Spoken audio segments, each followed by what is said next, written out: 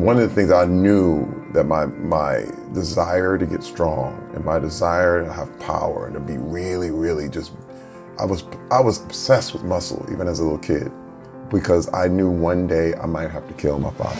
I think you gotta have a dream. The School of Greatness. Really? Yeah. Please welcome Lewis Howes. Your book is called Toughs, Your Journey to True Power. And you are the epitome of the tough, strong bodybuilder, football guy for a long time. And you portrayed this image in movies, TV, and all these different things. That's right. Why do you feel like you had that anger inside of you? And when did you realize that you needed to let it go? Well, wow, that's a great, great question, man. You know, for me, my world was designed around competition. Yeah. Growing up in Flint, Michigan, it was in the middle when the auto industry imploded. I was around 10 years old, and then the crack epidemic happened at the same time. So you're talking about a double whammy on a city. And so it was very violent, lots of crime, lots of drugs, lots of gangs, lots of powerlessness is what I like to call it. Because People felt powerless. Well, especially me. Okay. Because you couldn't do anything about it. One thing that people didn't know or forgot is when around that time in the city, there would be smokestacks around the city, and what they were doing were burning foreign cars. Really? And I remember just seeing you walk through school and you go across a parking lot in this factory and they'd be burning a car in effigy and throwing rocks at it. And, we ain't gonna have them damn, Toyotas up in here, because it was foreign. And it just hit me about how, the problem was the city was very resistant to change, but change is inevitable. And this is what I was going through. But it was also about competition. It was always about, okay, it's got to be me versus this dope man. It's got to be me versus this gang initiation that they're trying to bring me into. It's got to be me versus, the grown men in my neighborhood and in my area that were always challenging me as a young man. So you had to come up. And it made me very mad. Really? And growing up with an alcoholic father, on top of all that, Big Terry. Big Terry. I was little Terry, he was Big Terry. And, one of my earliest memories is him knocking my mother out. And I was like, got it, man. You run the world right now until I do. Ooh. I'm going to tell you, man. How old were you then? Oh, I was 5. Oh, man. I was 5. But I have to tell you, one of the things I knew that my desire to get strong and my desire to have power and to be really, really just, I was obsessed with muscle even as a little kid because I knew one day I might have to kill my father. Oh my gosh. He was that dude. Wow. He was unending, never bending, just constant intimidation. You know what I mean? Like fear, intimidation. You just didn't, you never felt comfortable. You never felt like he accepted you. You always felt like something was wrong, you doing it wrong. You didn't iron your pants enough. You didn't do something enough. You didn't clean enough. You just felt always inadequate. And that was the mindset of a lot of men in that culture, in the city at the time I was growing up. And it wasn't going to they weren't going to let you off easy. But when you asked them questions, they would never answer them. Why not? I don't know. See, that blew my mind because I was like, okay, just tell me what you want. And they're like, well, one day you're going to find out. Let me tell you, one day you'll get it. And you're like, but I'm 12. Right. Can you give me a clue? Yeah. And man, it was only after I grew up when I realized that they didn't know. So that was a kind of a cop-out. But it made me, I had a vow with my best friend, and we were about 13, 14 years old. because this was such a big problem. Like his dad would never talk to him. Really? And my dad would never talk to me. And the older adults wouldn't tell, only thing they would tell you about is how to be a pimp. Like, man, you want 2 or 3 girls, let me tell you how to do it. This is the game you got to run. You're like, that's the only thing they would volunteer. But any of the other life stuff, like, what does this mean? What does life mean? What's the true meaning of this? And right. You ain't getting that. Go to church for that. And the whole concept with a lot of men in that world was that if you're scared, go to church. Like, church was for scared people. Interesting. You know what I mean? Like, no, we're too tough for that. And what was so wild is we made a vow, me and my best friend, that we would. I said, if you find out something before I do, promise me that you'll tell me. And if I find out anything that you need to know before you do, I'll tell you. And we literally shook on it. I'll never forget it. Wow. I'll never forget the day we did it. Did you guys start telling each other advice or Yeah, wisdom? we were just trying to find out stuff. Like, oh man, check this out about this is in school and this is this and this will get you to this level, and man, we got to start working out, and man, we got to do this, because we were just alone. Yeah. I mean, this is in the early days of even fitness. Yeah, there was there were no information gyms on fitness really about how to build your muscles. Really, right there, yeah. No, we would get. I remember ordering the books at the back of comic books. When you ever get sand kicked in your face, and I would get this little book, and it had like drawings of people exercising, and then it had an old exerciser thing that was it looked like a bow and arrow, and then you would just push it together and had a string, and you just do that. It was like primitive, but we were like eating anything up just to improve our lives. Yeah. And it was the competitive culture created in me this thing. And when we talk about rage, what we're talking about is an attempt to control things you can't control. Mm-hmm. Because what couldn't you control at that time? Nothing.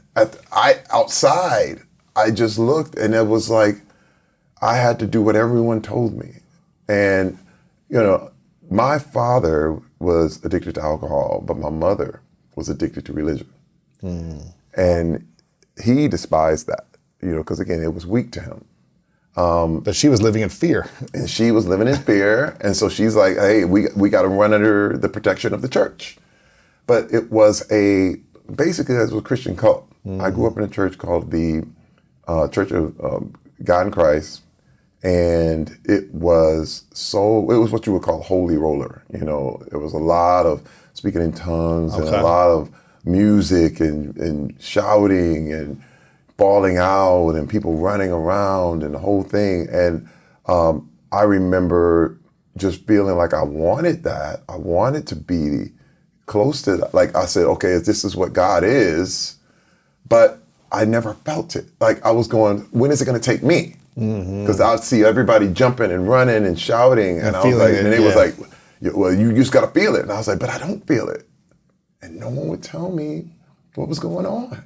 I mean, no one. My mother, my people in the church, I would be asking, like, when do you know how this feels? Like, is it supposed to grab you? And they were like, oh, well, if you don't, then, let me tell you, the day it freaked me out is when my pastor looked at me and he said, if you don't feel nothing, you must not have nothing. Ooh, man, that's not fair. I went, what? So it's like forces you to try to act like you feel something to fit in or belong or... Oh, yeah. And now I'm bad. Oh, man. And so I learned real quick. I said, man, you got to have 2 lives. You got to be this way in church. You got to be this. I mean, my father and mother fought constantly because of that. Yeah. You know what I mean? But it was all about, listen, everything that I do now, I couldn't do as a kid. I couldn't play sports. I couldn't go to secular movies. I couldn't listen to secular music. I couldn't dance. I couldn't do anything. When I say nothing, I mean, I remember I was like, what can I do? And they were like, sit down and shut up is what you can do. Wow. And what I would do is listen to kids at school talk about the movies. They would talk about all the stuff that they saw and all this stuff. And I remember going home and drawing what I thought the movie was about. And that's where my art ability came. I mean, it was hours of like imagining what this movie was. How old were you when you started drawing and being, I was probably 6, 7 years old, but I remember kids talking about things that I couldn't experience. Did anyone teach you how to draw?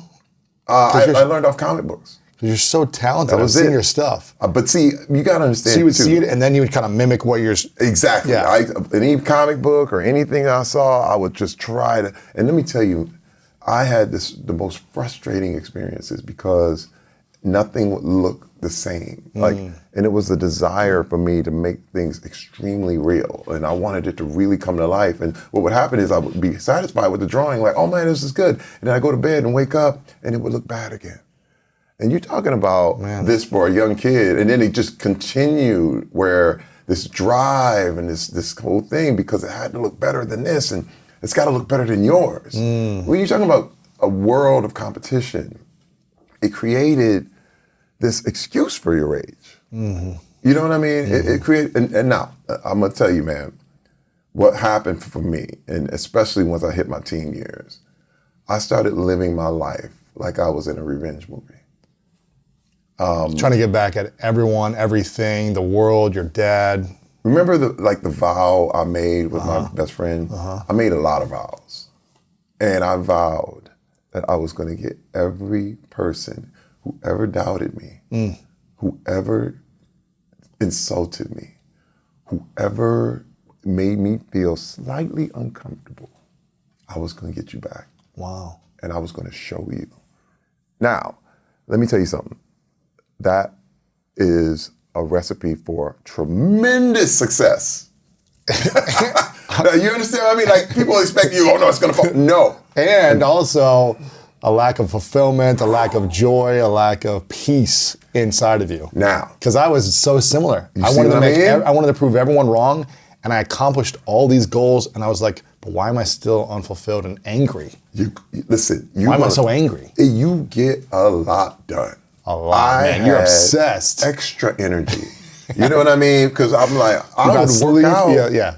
You gotta understand, man. I would go in. I remember, I would do this stuff where I would go work out, and then I would work out until I couldn't move, and then I would rest up, and then I would go and I would flex my muscles until they cramped, and I would force my muscles into cramps.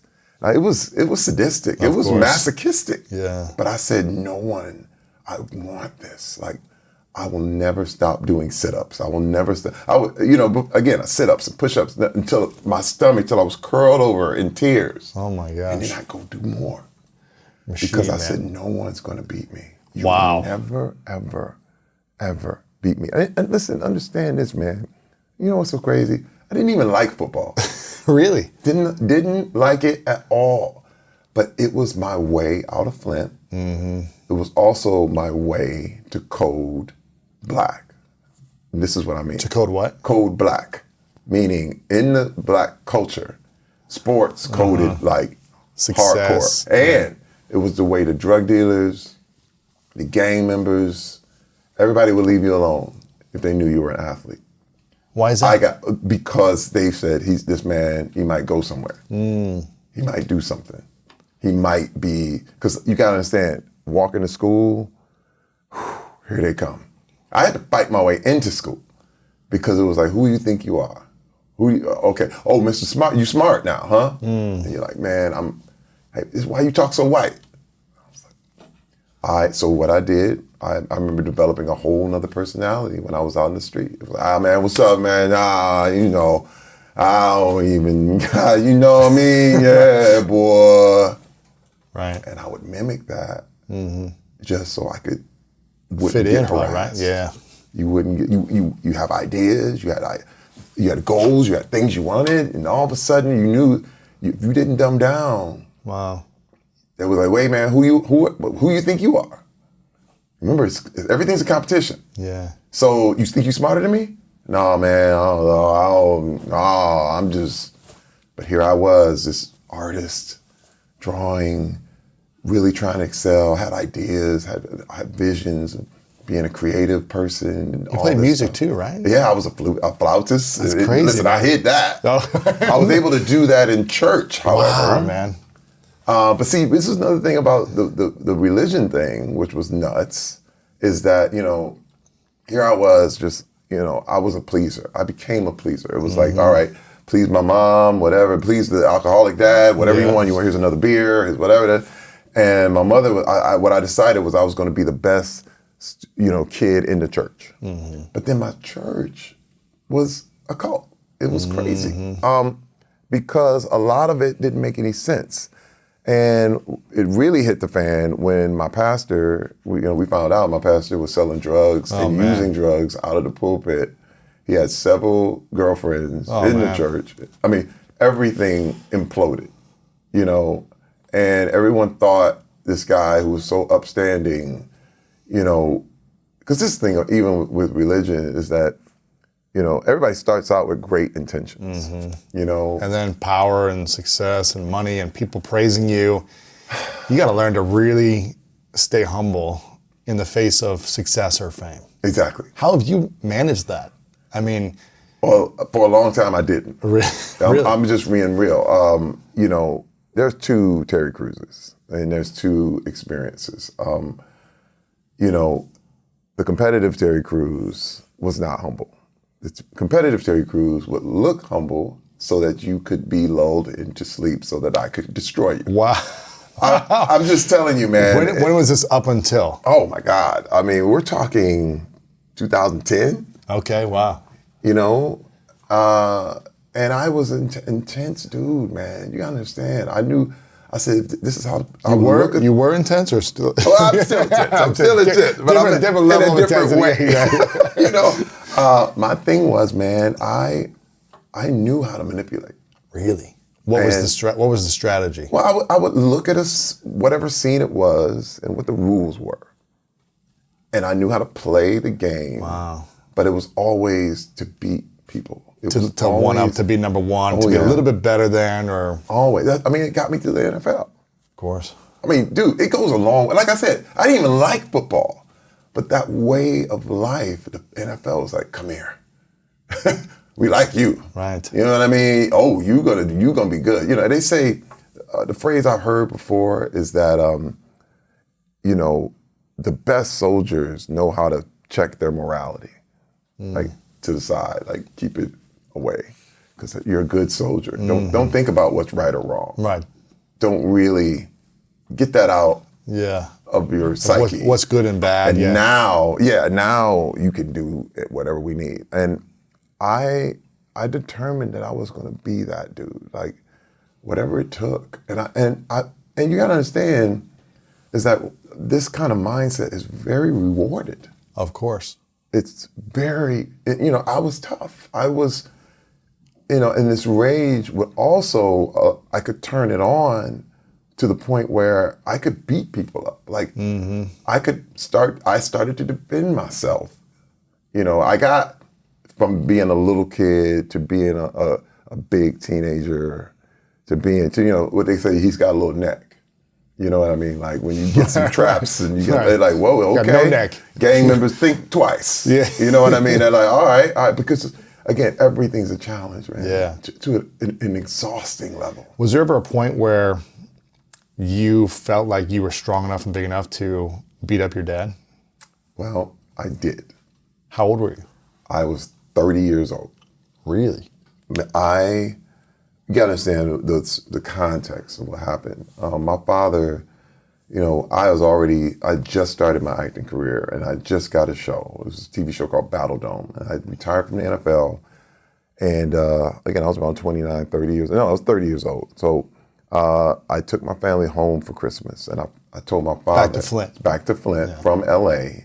And I told my father, do not act up, man. Because this is the thing about holidays for alcoholics. It's the worst, man. I mean, they go right back. It's all the bad memories, and they need to placate and they need to medicate with alcohol. And I said, man, look, my kids have never seen this. My kids never came up in this. And at the time, I had 3 girls. And I said, dude, do not act up, okay? And he said, no, I ain't gonna do nothing, man. Ain't nothing wrong with you. I don't know what you're talking about. So I take them home, and we all are there. Everything's going fine. My wife and I are headed to Detroit to hang out with some friends. So it's about a 45-minute drive. We're about 10 minutes into the drive, and I get this call from my aunt. And she's like, Terry, your father hit your mother. Oh. I said, what? Oh, man. And what happened, he knocked her tooth sideways. Like No. it was hanging out of her mouth. And I mean, he hit her right in the mouth. Oh, man. And then I found out, Lewis, he did it in front of my kids. Oh, no. And they were all privy to this. And Something that I vowed. Your trigger went in deep.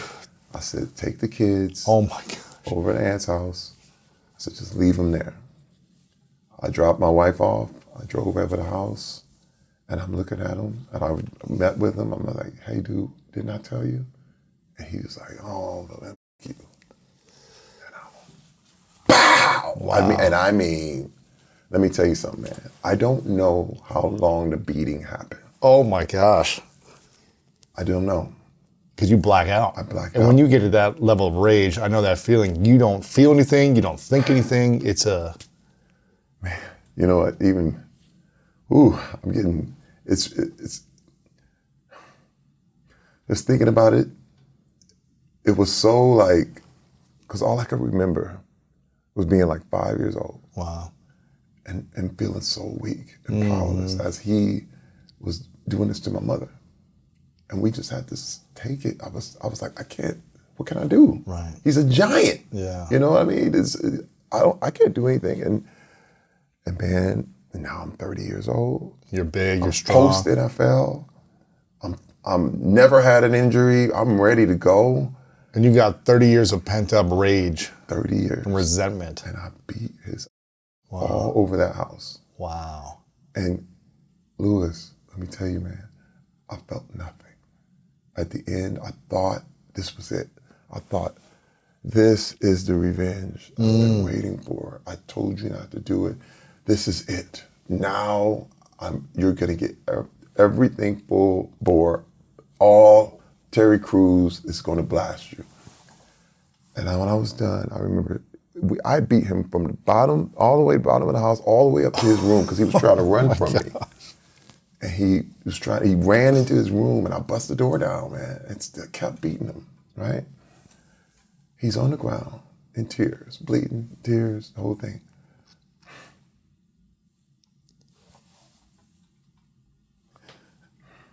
Man, I'm sitting on his bed, just looking at my hands and I'm like, I'm just like you. It didn't work.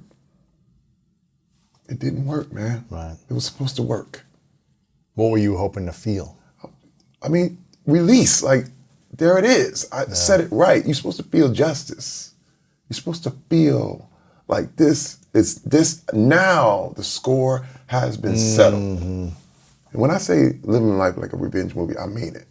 But you gotta understand, that stuff is better than sex. Right.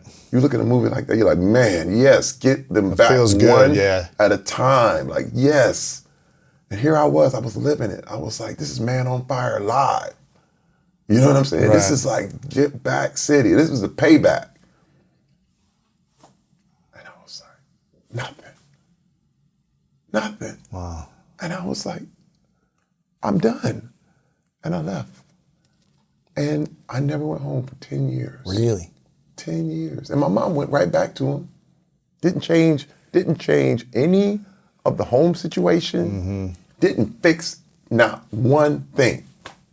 And I just remember going through all these issues and all this stuff like, oh my God, like, I lost it, man. And I couldn't go home.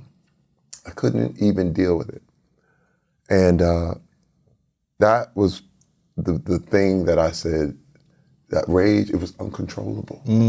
But I took it out on other people. Right.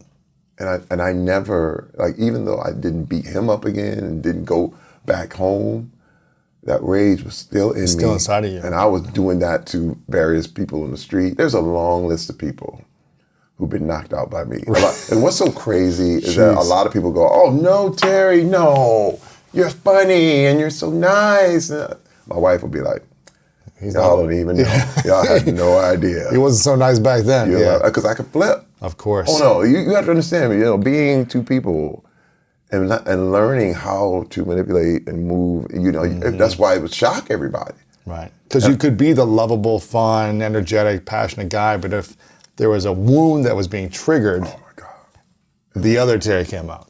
It would be a nuclear bomb. Yeah. I know this. I mean, I feel like I can understand and relate to this feeling because I had this for so long as well. I think I might have told you this story, but I was 30 years old as well when I realized I had a problem with anger and rage. And I was playing pickup basketball in West Hollywood, the mean streets of West Hollywood. Wow.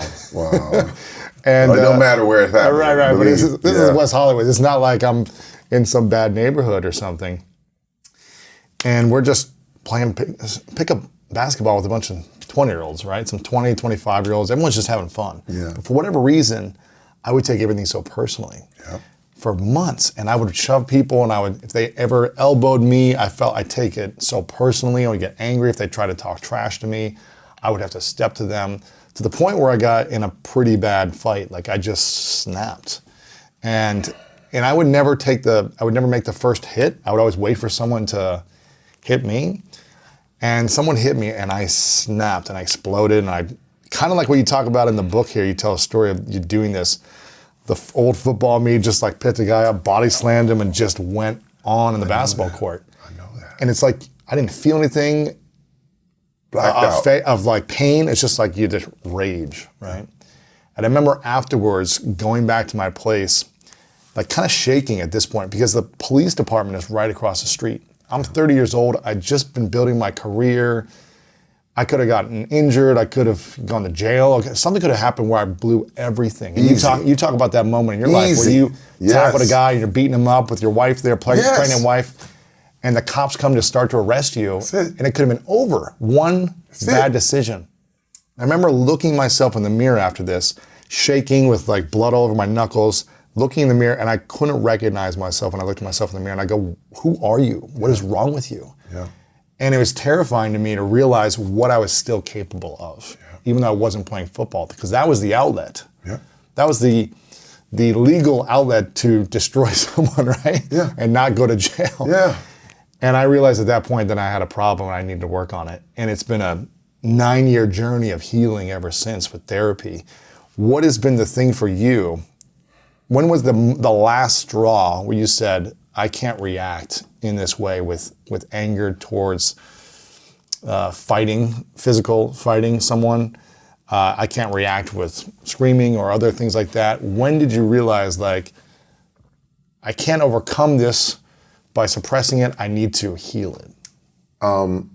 Well, my wife made me promise, okay? When was this? This was right after this was around 2008, 2009, and I had beat this guy up on the street. Was that the story in the book here? Oh, man. It starts the book. Yeah, it's a crazy and story. Put this guy on the concrete. Just body slammed, just boom. Dude, it was too much. Wait, it was way overkill. You know, like you could have just shoved the guy and walked away. You see what I mean? No, it was so bad. Because you're talking about Christmas shoppers and people everywhere, and I remember the sun was going down, but it was still like the people walking around, people screaming and running, and police coming, and them holding their hands on their guns. Oh no, man! And I'm stomping this dude like Nino Brown, like it's. And you're a massive dude. And she said, he disrespected her. Right. He disrespected her. Right. And she was like, "But Terry, you can't do that though." Yeah. Listen, I got away because there was an older white man in the crowd. And he came out. He said, officer, because I was either going to jail or getting shot. And this old white man comes out, no, because he sees the police about to do what they're about to do. This is pre-social media. This is pre-video. This is pre. First of all, this is. I'm gonna say it. This is pre-George Floyd. Yeah. Because there was. I mean, I could have been shot that day. Yeah. That's for real. Mm-hmm. And this older white man jumped out and said, I've already had guns pointed at me, and literally in traffic, and whole thing, and it's. I mean, there's never a feeling. And I didn't do anything wrong. That's the craziest part about it. So my wife was like, "Oh my God, you are not going to get nobody's going to fight you. Nobody's going to wrestle with you. They're just going to shoot. Yeah. No cop is going to even get close. So She pulled me to this, after this all got, he's like, oh, I saw the whole thing. They didn't do anything. They were bothering them and the whole thing. And the officer decided to let me go. Were you already cuffed, or was he starting to try to cuff you, or? Oh, no, he was starting. Oh, no, Wow. They weren't cuffing. I'm trying to tell you, they had the hands on the guns. Oh, man. They were pulling the guns out. So the white guy came in, kind of stopped it all. He saw what was about to happen, okay? My wife was right there, Wow. and it was pandemonium because people were like, ah! Did you ever meet this guy later? This guy? No, I don't never. I don't know what. Again, I blacked out. Right. I don't even know if he stood in front of me, I wouldn't even know what he looked like. Wow. If I probably met him again a few years later. You know what I mean? And don't know. Right. But what was so crazy is that night, my wife sat me down. She said, Terry, you gotta promise me, man, you can never, ever. She said, listen, I'll be okay. But first of all, you're gonna get sued for one, because we just now making some money. You're well still known. famous. Yeah. You reached a level of fame where you're kind of getting up there. It was like right after we did Longest Yard. You know what I mean? So she's like, okay, first of all, you're gonna get sued, but secondly, I know how close those cops came to killing you. And then she said, you got kids, man. It's not worth we it, man. want you. We want you to live. What am I gonna do if you're dead? What am I gonna do? I said, you can't do this. Like, you don't get this. Mm-hmm. I don't know, somebody else might, but you can't, because you're not gonna get a second shot. Nope. And listen, and the whole time I'm like, come on, please. I was like, you know what? No, I'm a man, shoot. No one's gonna if somebody disrespect came at me you, like that, I got no choice. And she said, well, Terry, I don't know what to tell you. She said, because if you don't get a hold of this, it's over. Like, Right. we Eventually something's gonna happen. And she said, you gotta promise. I said, okay, I promise, right? But you gotta understand my level of rage. Now, this is something, and again, I'm gonna kill, I wrote it in the book, but it's so horrible. It's a horrible, horrible moment. Share it. I had a dog who would eat its poop, and I hated. It was just like, oh my God, like, oh. Every time it would do it, and I see it licking on the kid's face and stuff, and I was just like, stop. So, but again, I was mad all the time, always angry. Dude, it's me, I'm alone with the dog. The dog starts pooping, turns right around, and starts going to town. I'm like, dude, I ran outside, and I threw this dog across the lawn. Oh, man. When I say, this was a blackout moment. The dog flew across the lawn like a Frisbee, right? And lands, breaks its leg. Oh, no. The yelp, I still remember. Oh, it's sad. My kids walk in on the moment the dog lands, the kids come in from shopping with my wife, and they're like, and the dog's name was Coffee. They're like, Coffee! Oh, man. And his leg is bent backward. Listen, man. Again, people are gonna hate me for this story, of course, and you should, because it was vile, it was ridiculous, it was over the top. The dog didn't deserve it. Right. Nothing a dog could do. It was like a child. Yeah. You understand what I mean? It was abusive. It was crazy. And wait, the minute I threw him, I regretted it. Like, Yeah. And I was like, and then all I was remember sitting there just going, how did I do this? Like, I was in tears, man. Like, how am I can't control myself. Right. Like, there's nothing scarier than knowing there's something in you that could push the nuclear button at any time. And wait, and you can't stop it? I mean, I have no control over my own life. Right. So whatever you say could make me do it. Anything that the dog ate made me do it. And I'm going, wait a minute, I can't tell myself no. Wow. I have no control over anything. And that hit me. I was going, holy cow. And my wife was just like, Terry, what's wrong with you? And man, I can't count the number of events, theme park gatherings, different stuff we give with the family, and one thing would make me go off. And I'd ruin the whole day for everybody. And I thought, here I was thinking, I'm better than my dad. Because I didn't do this, I didn't hit my wife. You weren't drinking, you weren't hitting your wife. I wasn't drinking, hey, I'm successful. In fact, I'm famous. In fact, people love me. But inside, it was horrible, man. It was horrible. And I had no control. So when was the moment then where you were able to look at yourself and realize, I have either conquered this inner rage, beast, whatever you want to call it, and you do have control? Well, I have to go, now we go flash forward. Yes. Okay. My wife and I had been through, first of all, in 2010, it was the end of our marriage. We had been married 20 years. Wow. And, this whole time I had had an addiction to pornography, and I had never told her. And 10 years earlier, I had, basically cheated on her at a massage parlor. Right. But I vowed I'd never tell anybody. I said, man, I'm taking this to my grave. It's not happening. But see, you got to understand another thing too, is there's this competition, but also this guilt that I was always carrying created because rage. Of that, yeah, because creates of that. rage. Yeah, of course. And shame. I used to get into arguments, so she asked me questions like, do you watch porn? And stuff. Hey, no, don't even bring that up. What are you talking about? You know what? No, listen, I don't know who you think you are. And start an argument. So she'd be like, I'm out. Just so she wouldn't bring up more. Because I knew what I was doing. Right. And I knew that I wasn't living right. I mean, the one thing is, it's almost like, you say one lie, and it turns into 2, turns into 10. And it eats you inside of you too. You're talking about 10 years. Now, I vowed I would never tell anybody. And my wife was always like, she would just bring up stuff like, what is it? What are you doing, man? I don't know. You ever cheat on me? Stuff like that. And I'm like, no, I don't know.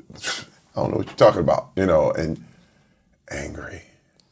And what you would do, and one thing that I would do is project. Of course. So I was like, why are you saying that? Are you thinking about cheating? And turn, and again, this manipulative game that you could play with the people you love, right. or people who love you, or you claim to love, just so you can keep your thing together. You know what I mean? And this thing, Louis, is that I realized that the image of Terry Crews was more important than who Terry Crews was. Dang. And I had to worship that image. Who? And it ran everything. Because what would happen if who Terry Crews was really came out instead of the image? What would happen then? Well, my mindset, I had to play. I was like, I'd lose everything. First of all, my wife would leave. People who knew me would be ashamed. People who knew me they would run away. Everybody would be done. All of it would be finished. Every bit of who if people found out who I really, really was, or what I was really, really thinking and contemplating, how I had done, then it would be the end of me. Wow. So I decided, and we're gonna put this image up, and we're gonna prop it up. And it's like having an image on these really weak posts. You know what I mean? It would get bumped, and it's like swaying, and you're doing everything you can to hold it. I got to put another beam up on there just to hold it up because it's getting rickety. And the longer it goes, the more rickety it gets. And it all fell, 2010. Wow. And my wife was like, I'm out. I'm done. And because what happened was she finally asked me, because we had just been getting farther and farther apart over the years. And she said, what is it I don't know about you, Terry Crews? And I told her. I told her about what happened 10 years earlier. Now, in my head, I'm like, hey, that was 10 years ago. But for her, it was today. And she was like, I'm out. Wow. Don't come home. And what I realized is that she had married an image. And what she realized is that she didn't know me. Right. She was like, who are you? And I let her stay in that. And one thing about men is that what we're looking for is intimacy. Like literally someone who knows us inside and out. and loves us anyway. But if you never reveal who you really are, you can never, ever have intimacy. Amen to that. You understand what I mean? Man. You can't. It's impossible because you have to know who you are. Absolutely. You have to share who you are. But the game is not to share who you are. Right. So you can have sex all day, lots of sex, because that's still part of the image. But it doesn't have anything to do with intimacy. Right. Anything to do with someone. This is why you always love your mom. Because your mom knows who you are. Right. Everything. Everything. You know what I mean? She cleaned your nose, she wiped your butt. She knows when you lie, she knows the bad you, she knows the good you. Yeah. And she loves you anyway. That's why mom is queen of the world. But you didn't tell everything to this chick, Nah. to this lady, to your wife. I'm like, oh my God. And dude, years of therapy. I finally went in to deal with these issues, man. Now, the thing about in my culture, where I grew up, No one does therapy. the mind was you can't cure crazy. That was the phrase that was said. Hey, you can't cure crazy. And then you're talking about in religious circles, they were like, oh, you're going to get them demons. The demons are going to come if you go to that psychology. They're going to mess with your brain and make you crazy. So my father, there was one time my father went to a psychologist to get help for his alcoholism. And a week later, the psychologist jumped off a bridge. And I was like, what? Wow. Huh? Oh man. He jumped off a bridge, man. And I said, okay, that don't work. That's not gonna work. No. And I thought these guys are gonna make me crazy. So that was the thing, like when that broke for me, when my wife left, I was at my wit's end. Like I said, man, I gotta try this therapy stuff. Because I'd heard enough about it over the years. What was the greatest lessons therapy has taught you then? Man, assembly required. Okay? When I say this, we all think we as men or people are as good as we are. We just take me as I am. We make songs about it. You take me just as I am. No. But the problem is, this thing is, it's like, it's not anybody else's job to assemble you. You are like Legos. Okay, Legos come in a box. You shake the box, it's just pieces. And in a very competitive world, people tell you, you're broke. Hey man, look at your box. You broke it. But what I learned is that you're not broken. You're just not finished. It's up to you to assemble yourself. You have to work on you. You have to take off parts that are bad or broke or that don't fit. Because nothing's broken, it's just things don't fit. And you pull it off and you put it back together the right way. It's like when you go, but you gotta go deep and you gotta go down. With computers, it's a bit. With property or the minerals, it's atoms. And with human beings, it's genes. I mean, it's down into the core. You get one little gene and you can rebuild yourself. That's what I got from therapy. I was like, holy cow, you can take the bad out. It's not automatic. A lot of people have said it's either nature versus nurture. But nurture always works, no matter what your nature started out as.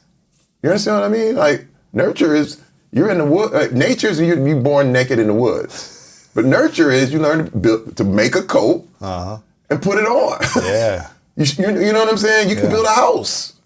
You can build a building. Yeah. You can build a whole society. That's what nurture does. I said, wait a minute. You don't have to stay naked in the woods.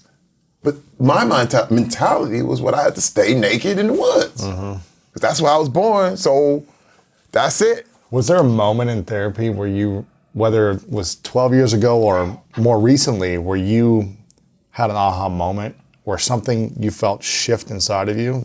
I've been doing therapy for the last year, almost every 2 weeks for the last year. And I've done it at different stages over the last 10 years, but not consistently until the last year.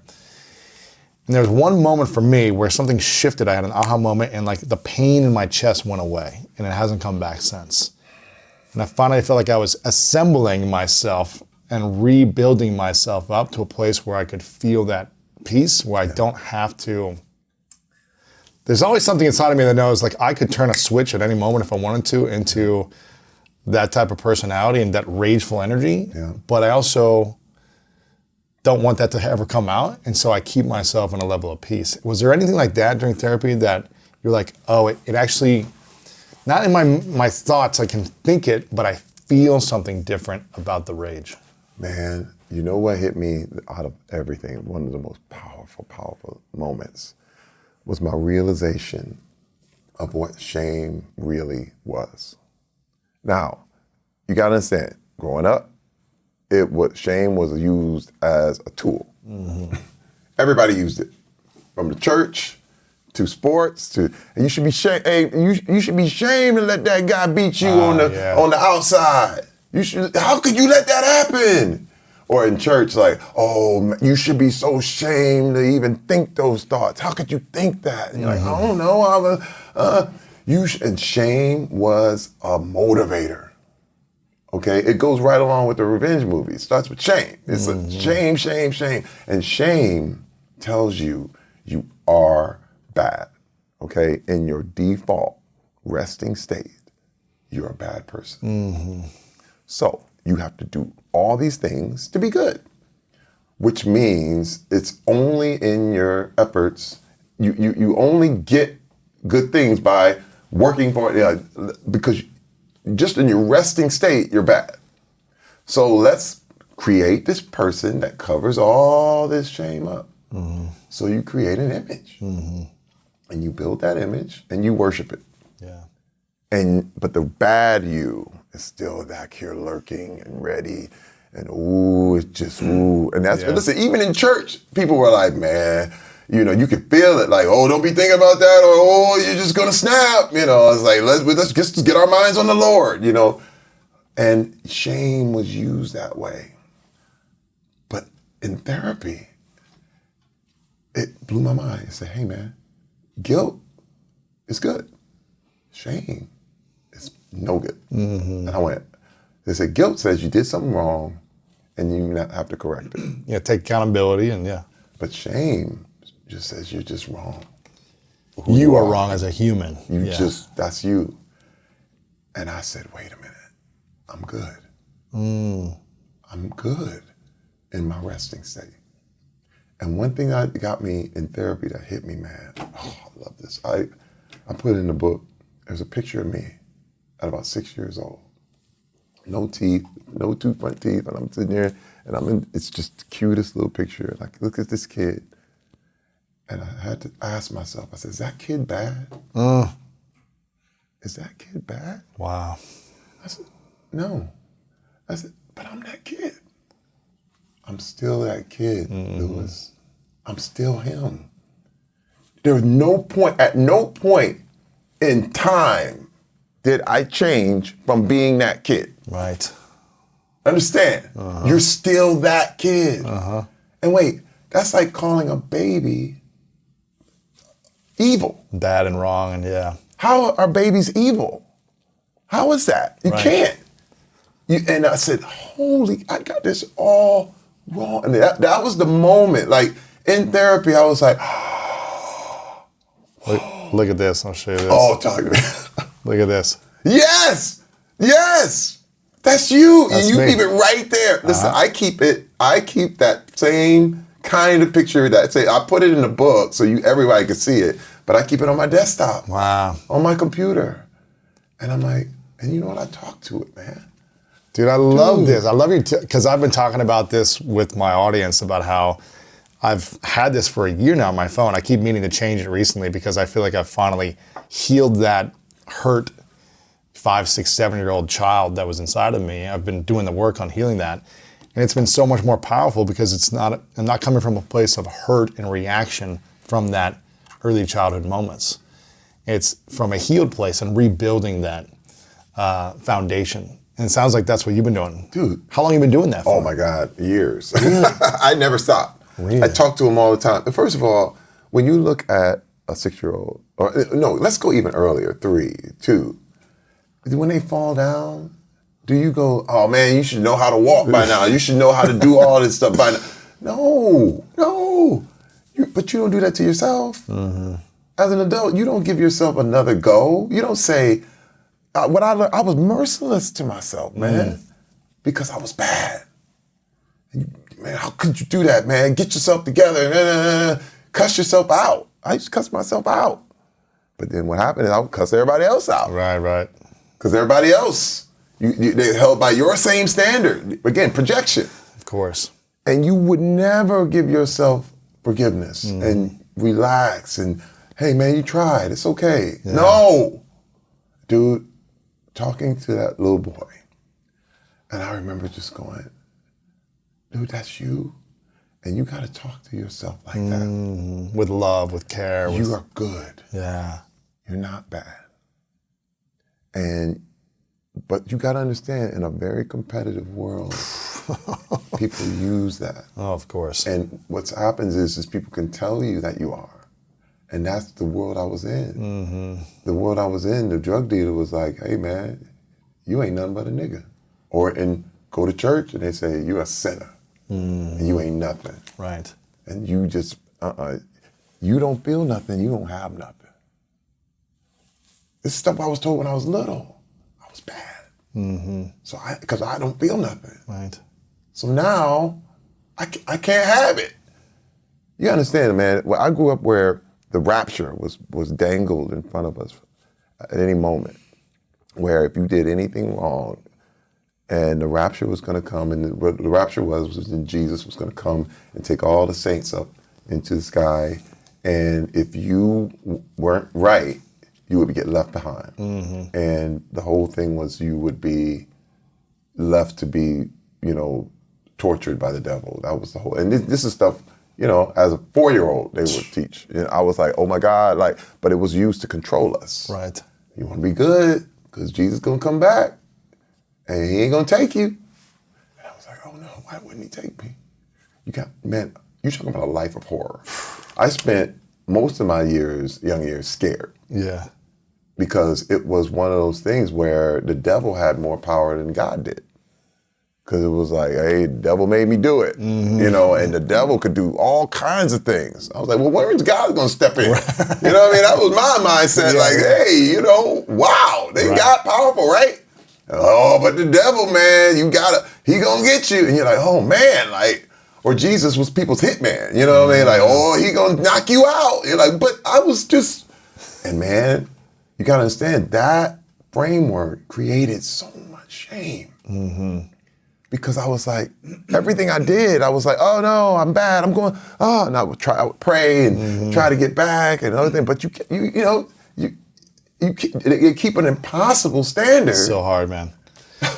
You can't keep up. Nah, man. And there's a lot of people who understand this. Yeah, you know what I mean? Who've been manipulated by 100%. These kind of places and this kind of stuff. And and it's one of those things where going to therapy though, I was like, oh my God, that has nothing to do with me. Right. Are you still go to therapy? Oh yeah. Yeah, really? Yeah. I feel like the consistency of it is so powerful for me. Oh yeah. No, I have to. I wake up in the morning, and this is the good thing is I get it in books, and I still go occasionally to a person, but sometimes it's just constantly examining each thought, is that me? Because this is another thing I even talk about in the book is that a lot of your thoughts are not yours. Mm-hmm. It's like an auxiliary cord, and people plug in to your stuff. You pick up things, and you're like, why do I not thinking that? Yeah. You know what I mean? But that's not you. But if you think every thought is yours, and your thoughts determine your feelings, and your emotions determine your actions. Mm-hmm. And so if someone can get into your thoughts, they can change the way you feel. Mm-hmm. I just look at the state of America right now, and it seems to be almost in a state of a panic attack. Look at January 6th, and you just go, man, something that is not real. Mm-hmm. But the thoughts turned into emotions, that turned into actions, that turned into mania. And it can really, really affect you. Absolutely. To the point where people are standing around like, how did we do this? How did we get here? Yeah. How did we get here? That's where I was. And I'm not saying that to condemn anybody. I'm saying that because that was me. Sure. And I'm like standing there like holding something crazy, like, what? How did I get here? Right. You know what I mean? And and the moment though, in therapy, when I got that, and then there was a moment 10 years post where like I'd been into therapy big time. A couple of years ago. Yes, literally. And actually 2017. And I was sexually assaulted by my agent. Mm-hmm. Now, he was the head of the motion picture department at William Morris Endeavor. Okay, 2017, I'm at a party. I'm the only black guy there, and me and my half-black wife. And everyone else is very Hollywood and superstars and rich white people, okay? And there I am, and I'm sitting there, and this guy comes down. I remember he came down from this area, and he's just looking at me with his tongue out, and he's like, I'm going, what is happening? Okay. And I'm looking around like, he ain't talking to me. You know, he can't be talking to me or looking at me like that, but he was. And then he came over through, and I'm telling you, it's packed. Like, it's a packed place. And he squeezes through the crowd, and I reckon, and people are like, oh yeah, that's him, because I had never met him. I had heard about him. His name was Adam Bennett. And he's at my agency, and he was Eddie Murphy's agent, Adam Sandler's agent, Stallone's agent, all these people that I had worked with previously. So I'm going, okay, this is some guy I'm supposed to meet. So he comes over, and I stick my hand out like, hey man, nice to meet you. He grabs my, it's like, oh, and I'm like, what? Go off of me, man. I push the guy off. He jumps back and he starts licking his tongue out like, and listen, people everywhere. Listen, there are other witnesses. Right. Okay? I mean, I tell the story, but there are a lot of people who saw it. And my wife is one. She was right there next to me. He comes back at me, grabs me again, I push him back. Now I'm like, oh, I'm gonna kill you. Now you gave me the license.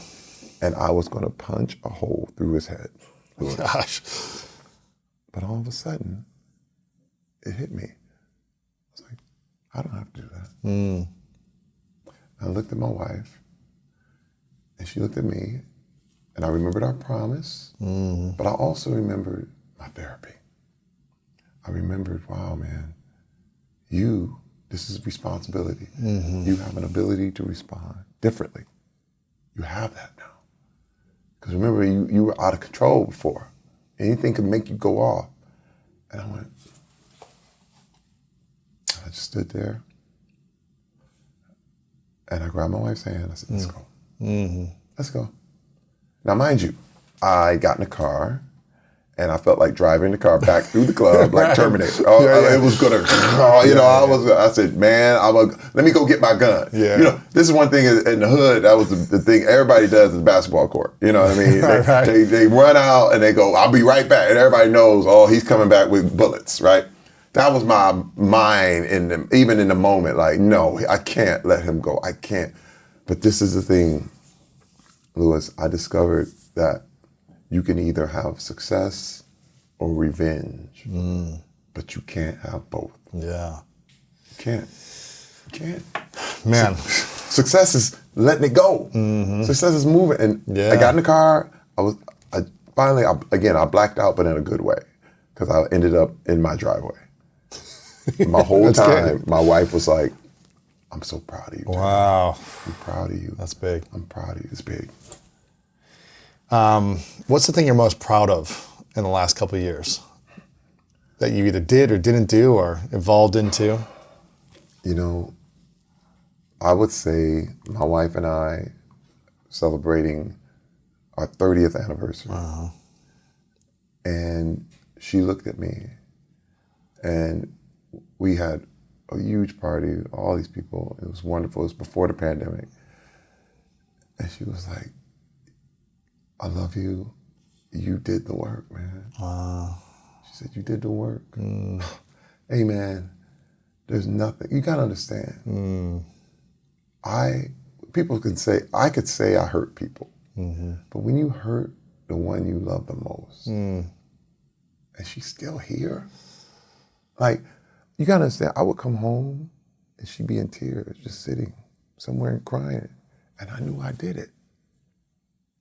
There was nothing I could really do to, I'll come over and she'd say, no, it's okay. And I had to live in it. And see, that's another thing, because, the temptation is to run. It's too painful. So you just go, man, I'll be better off somewhere else. But it's another thing, and the way I like to call it is the world has this my bad mentality. Like, my bad, like you can't hit somebody with your car and then drive off and go, my bad, sorry about that. No, what you have to do is you have to stop. You have to wait by the person you hit. And the police are coming, the ambulance is coming, and you have to hold their hand, and you have to get them into the ambulance, you have to get them to the hospital, you have to pay for their whatever they lost. You have to pay. You have to make amends. It's not enough to just say, oh, I'm sorry, my bad. Yeah. And I did that, and she said, you did the work, man. Wow. I'm fixed. I love you. That's beautiful, man. That's got to feel. That's the thing. Again, it was hard, but it was worth it. It was worth it. 30 years, man. That's We're powerful. on 33 now. 33, man. 33 this year. On a scale of 1 to 10, currently right now, a self-love scale, let's call it, hypothetical scale.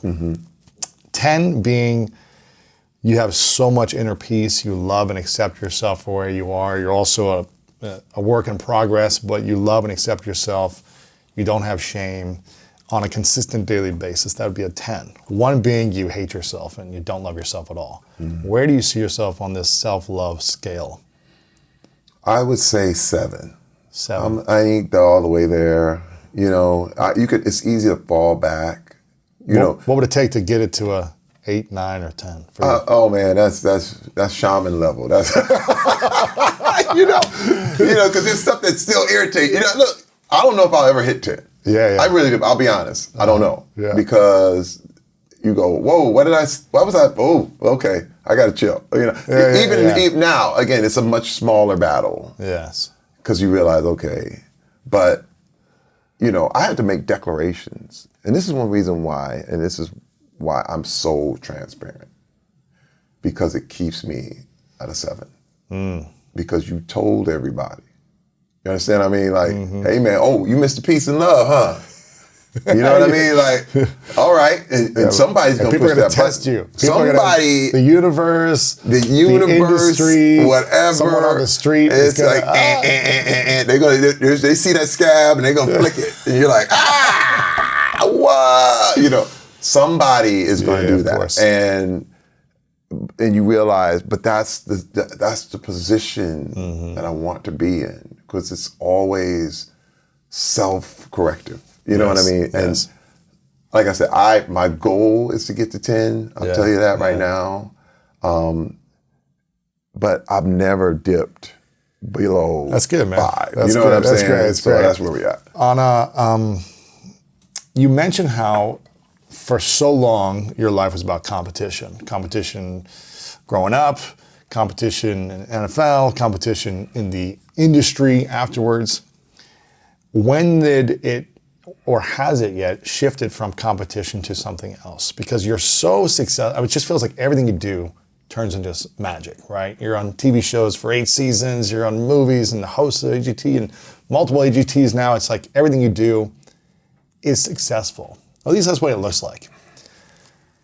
Is it still this competitive nature that you have, or is there a different approach after so long of being in the industry? Okay, over time, I've discovered that competition. Now, this is, and what's crazy is people said, this can't be true.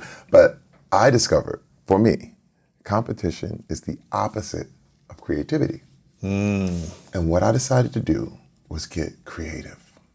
And you have to understand, competition is about you versus another human being. But creativity is always collaborative. Gosh, man, I'm Always. so happy you're saying this. Always. I'm so happy you're saying this. You can't be creative without being collaborative. Yeah. Just try it. Who's going to be creative alone? Yeah. The essence of what being creative is you're taking one thing and mixing it with another and creating a brand new thing. Where are you going to get that other? That's the only thing that's creative. You know what I'm saying? It's like, on a crazy level. I remember when and Taco Bell was selling these taco pizzas. You know what I mean? And you're like, how did you do that? Well, they went to Pizza Hut and copied what they did and brought it to Taco Bell and made something brand new. Listen, creativity works that way. Like, it's a whole thing where you need everybody else. And it's another thing that blew my mind. I discovered that, in fact, you need the success of other people for you to be successful. So true, man. Listen, I spent hours like really writing this down, zoning this down, and how this worked. And I was like, man, you go to Fifth Avenue, if one store won, let's say Louis Vuitton won Fifth Avenue, and every store was Louis Vuitton, would anybody go? No. You need Dior. You need all these places so that everybody has a choice. Imagine if there was just one restaurant and everybody had to go to the same restaurant. It's done. No, you need different restaurants so that your restaurant can be successful. Absolutely. I learned, don't try to be the best, be the only. Oh, snap. That's it. And I realized, holy When did you realize this, though? dude, when was this? It was during the therapy. It was in the assembly. Because I was going, why is this not working? Man, my internal success was so far below my external success. And I had to try to rectify it. And so that took a lot of building. But I was like, why am I jealous of other actors? Why am I'd see something I went for and the billboards are up and I was auditioning for that and I'm like, he ain't that good. And it would make me sick. And I said, now I had to examine, why am I sick? Why am I feeling negative toward this person?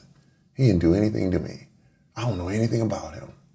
Why am I feeling negative toward him? Just because they picked him instead of me? In fact, then I started changing myself. I said, you know what? I said, I wish nothing but good for that person. Ooh, that's good. And wait, I didn't feel it. You understand what I mean? Like, this is where you have to act your way into a feeling because I wasn't feeling it. And I said, no. I said, he deserved that. And I'm going to go see it. I would buy tickets to movies just so I could get over these feelings of jealousy and envy and competition. And I would enjoy them. And I would go, he was amazing. I got a perfect example. I'm going to bring it up because he's one of my good friends right now, Dave Bautista. Dave Bautista is probably one of the best people in the entire world. He seems like a nice guy. Listen, I love this dude. He's jacked, man. He's freaking. I love this man like he's my brother. He seems I don't cool. know what to say. It's so wild. Every time we talk, it's like, man, you are just my kindred. You're my homie. But he may not know this, but I know. I auditioned for his part in Guardians of the Galaxy. Really? Didn't get it. And I remember when he got it.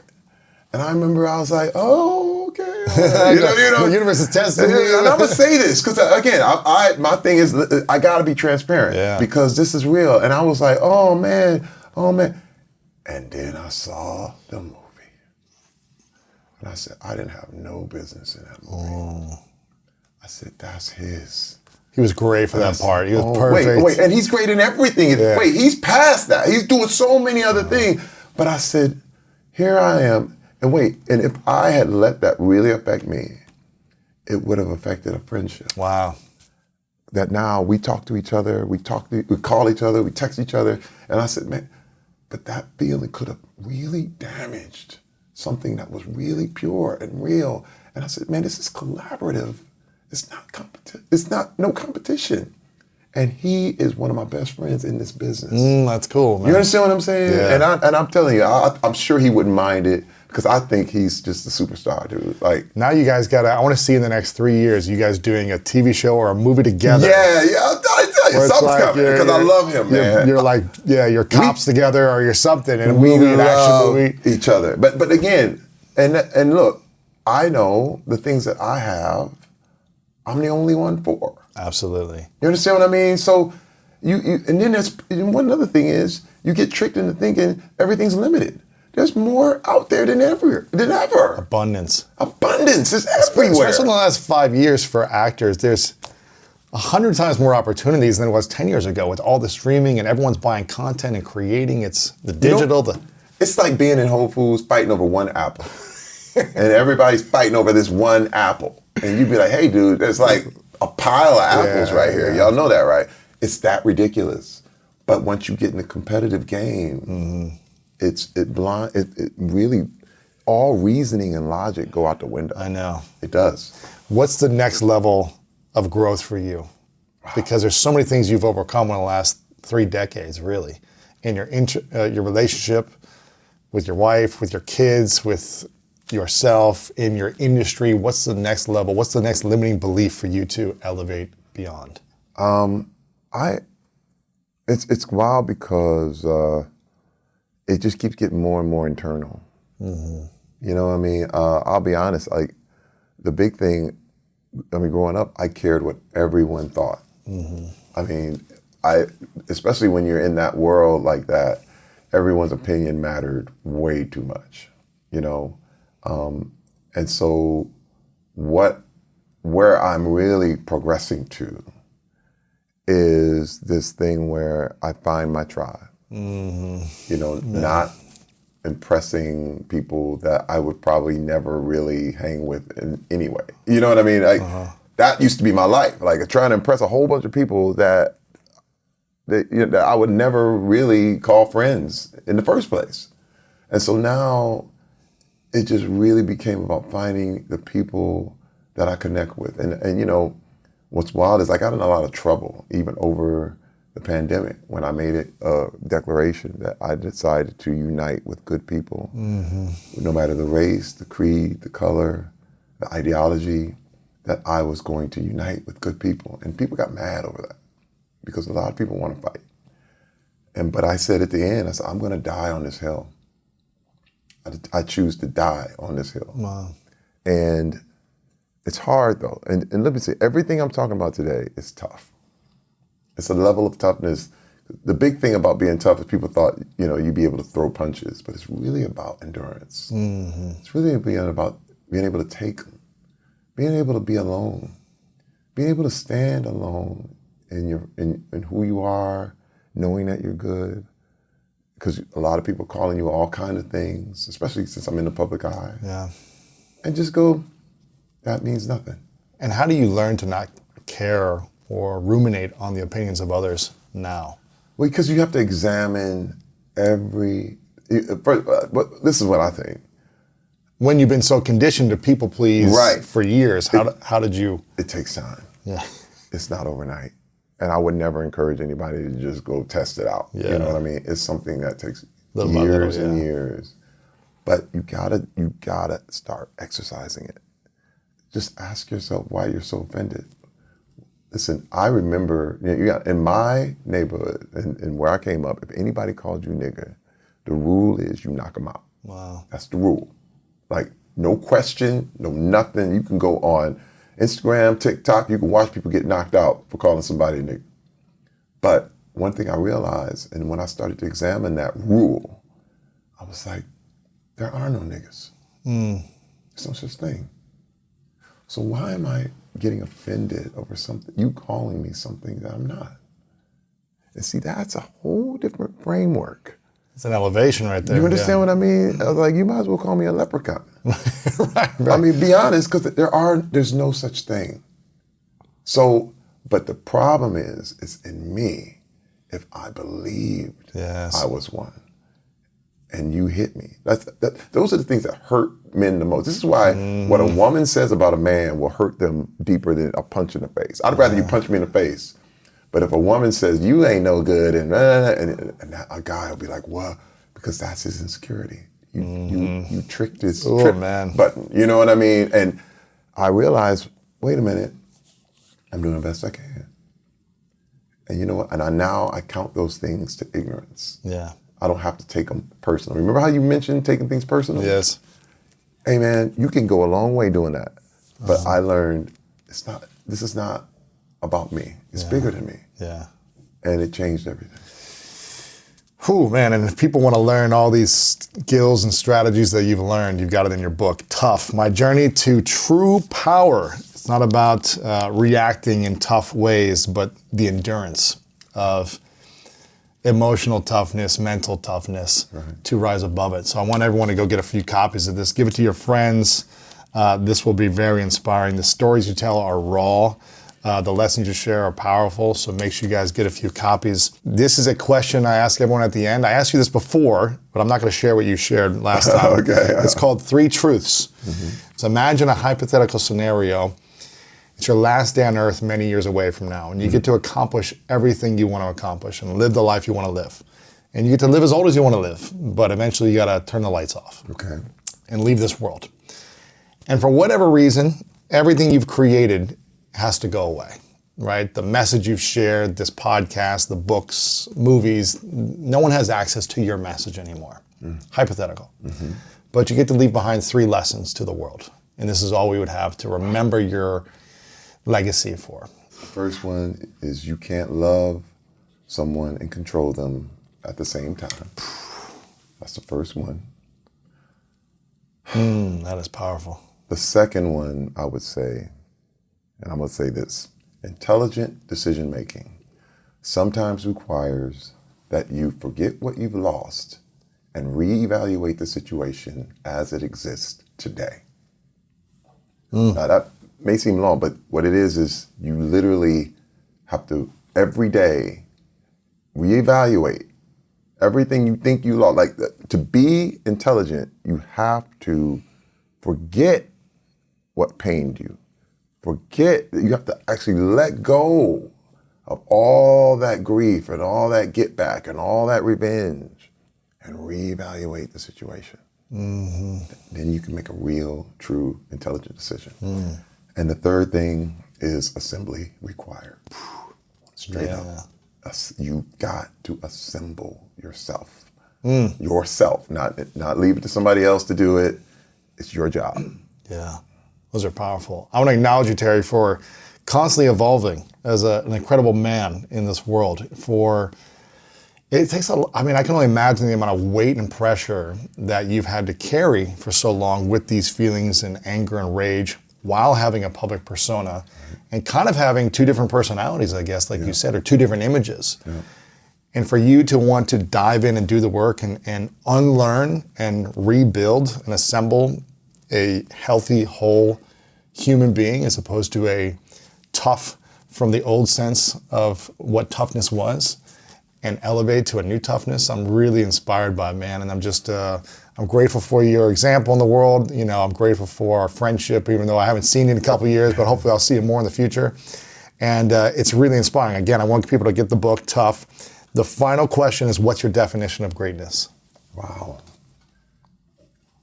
A servant to all. The person who serves the most is the greatest among everybody. I mean, my goal is to serve. I serve my family. It's my job for me to make sure my wife gets what she wants. My kids get what they want, not what I want for them, but what do you want? Let me help you. And that's my friends, my people. If I can help you in any way get what you want, it makes you great. It's amazing. Terry, my man. Appreciate you, brother. I love you, Thanks, man. Appreciate you, brother. Thank you. Let me know some of your biggest takeaways in the comments below, and make sure to share this with someone you think needs to hear it. And stick around for more inspiring content coming up right now. Now, another thing I have to say is that I was very successful. Yeah. I was very successful. You were rising. Oh my God. Achieving. Dude, I'd already been through the NFL, already done all these movies and TV shows and this kind of thing. Yeah. Commercials. And this is one thing I tell people all the time is that success is the warmest place to hide. Ooh. It's so warm in here. Because first of all, remember, the image is the most important thing. So if the image is good, people are automatically like, he's good. He's got a wife, he's kids, he's got this, he's got that. Oh my God, he looks great. But inside, I knew what I was doing. I knew that my crap hadn't been exposed. And she knew So finally, she came to me that night, and I was at the Mercer Hotel right there in Soho. Never forget it, man. In fact, I've never stayed in the Mercer since then, simply because it was just that reminders of it's such a dark place. I actually have to redeem that place. You know what I mean? To go there on the beauty 10th for ashes. anniversary. Yeah, you know what I mean, right? And redeem it. But what's so crazy is that she said, Terry, this blew me away. It cracked my egg, man. She said, what is it I don't know about you, Terry Crews? Because we have been arguing all night. And those words, I remember just hanging up. And then I laid there in the bed, and I was like, you know what? Keep the lie, don't tell her. And something told me, man, and I ain't gonna tell you. I don't even have to tell you what. It was like the universe. People could call it was God, it was Jesus, it was whatever runs the world. Yeah. Said to me, Terry Crews, if you don't tell her, I'm going to leave. Wow. Now, I was just like, wait a minute. Like I've been, it was almost like he was like, I've been dealing with you forever, giving you a shot to tell your truth, to really just be honest. And you know what? I'm done with you. And I felt so alone. It was, man, Lewis, I can't even describe. It was, again, it was a snowstorm going on. It was like everything was dark, and I never felt that darkness, anything like that ever again. It was the only thing I could compare it to was 10 years earlier when I was in Vancouver. Wow. It was like the whole thing came back full circle. I mean, years later, right? I called her up. We talked again, and I told her, Lewis, I'll never forget the gasp on the other end of the line. Wow.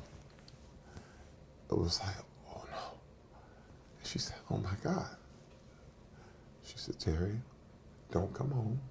You don't have a home to come to. Holy cow. My life was over. Wow. My life was over. That right there, I was like, and then I kind of, and this is a strange thing, Louis. You know what I was like? I felt relief. I said, good. You got it off your chest. You know what? Go ahead and leave then. Right.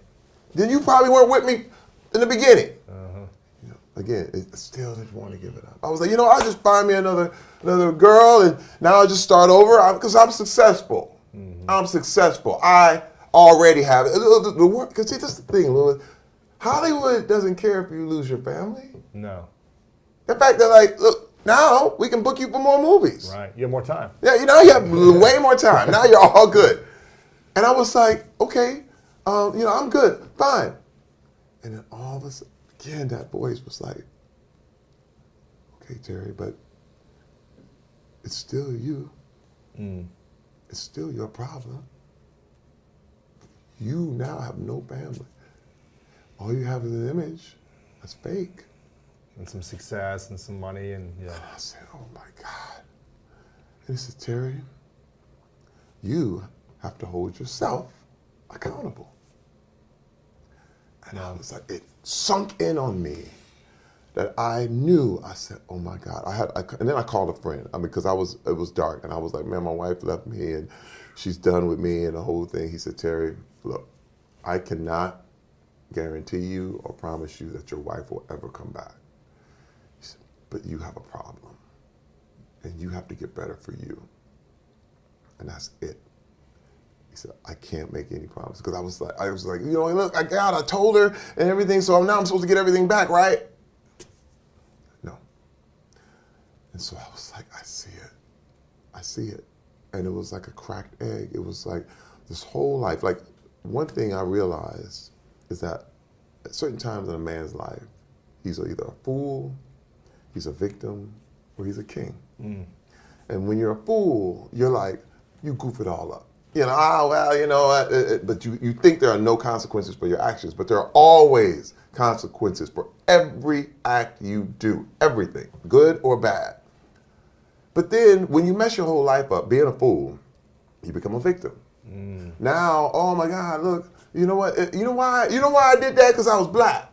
You know why? Because I grew up in all that religion. And my father was an alcoholic. You know, he beat my mom. You know that, right? Or look at the situation. I'm from Flint, Michigan, man. It's hard. It's hard for a black man in this society, and this is the way we did it. And let me tell you, the table is always full of excuses because they're valid. Yeah. There's a lot of people against you.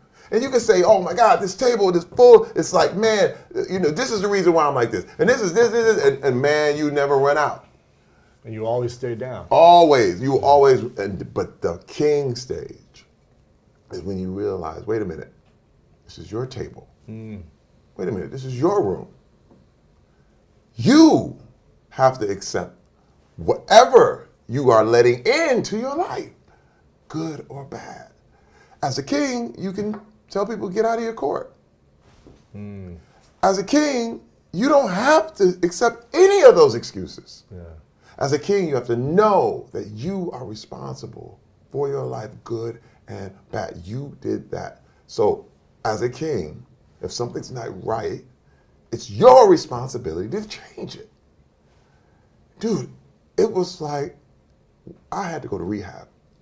I went to rehab. It was this place called Psychological Counseling Services. It was in Arizona. I mean, in Arizona, in Phoenix.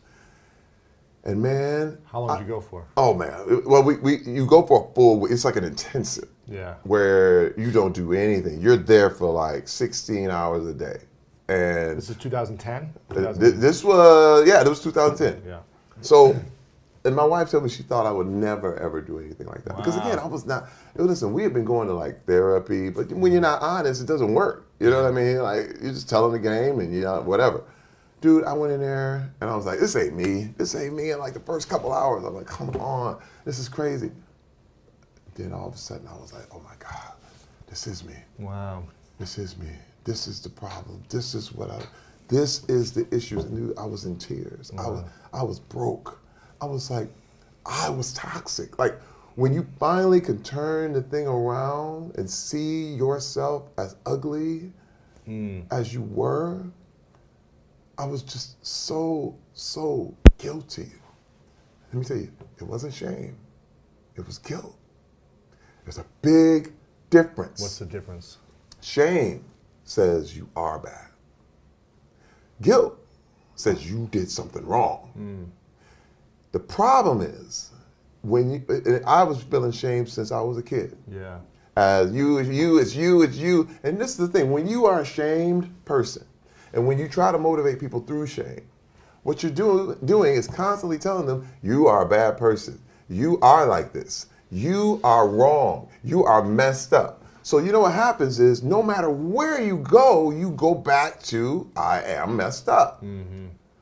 But when you realize, wait a minute, it's not that I'm messed up, it's that I made a messed up choice. Yeah. That changed the framework for me.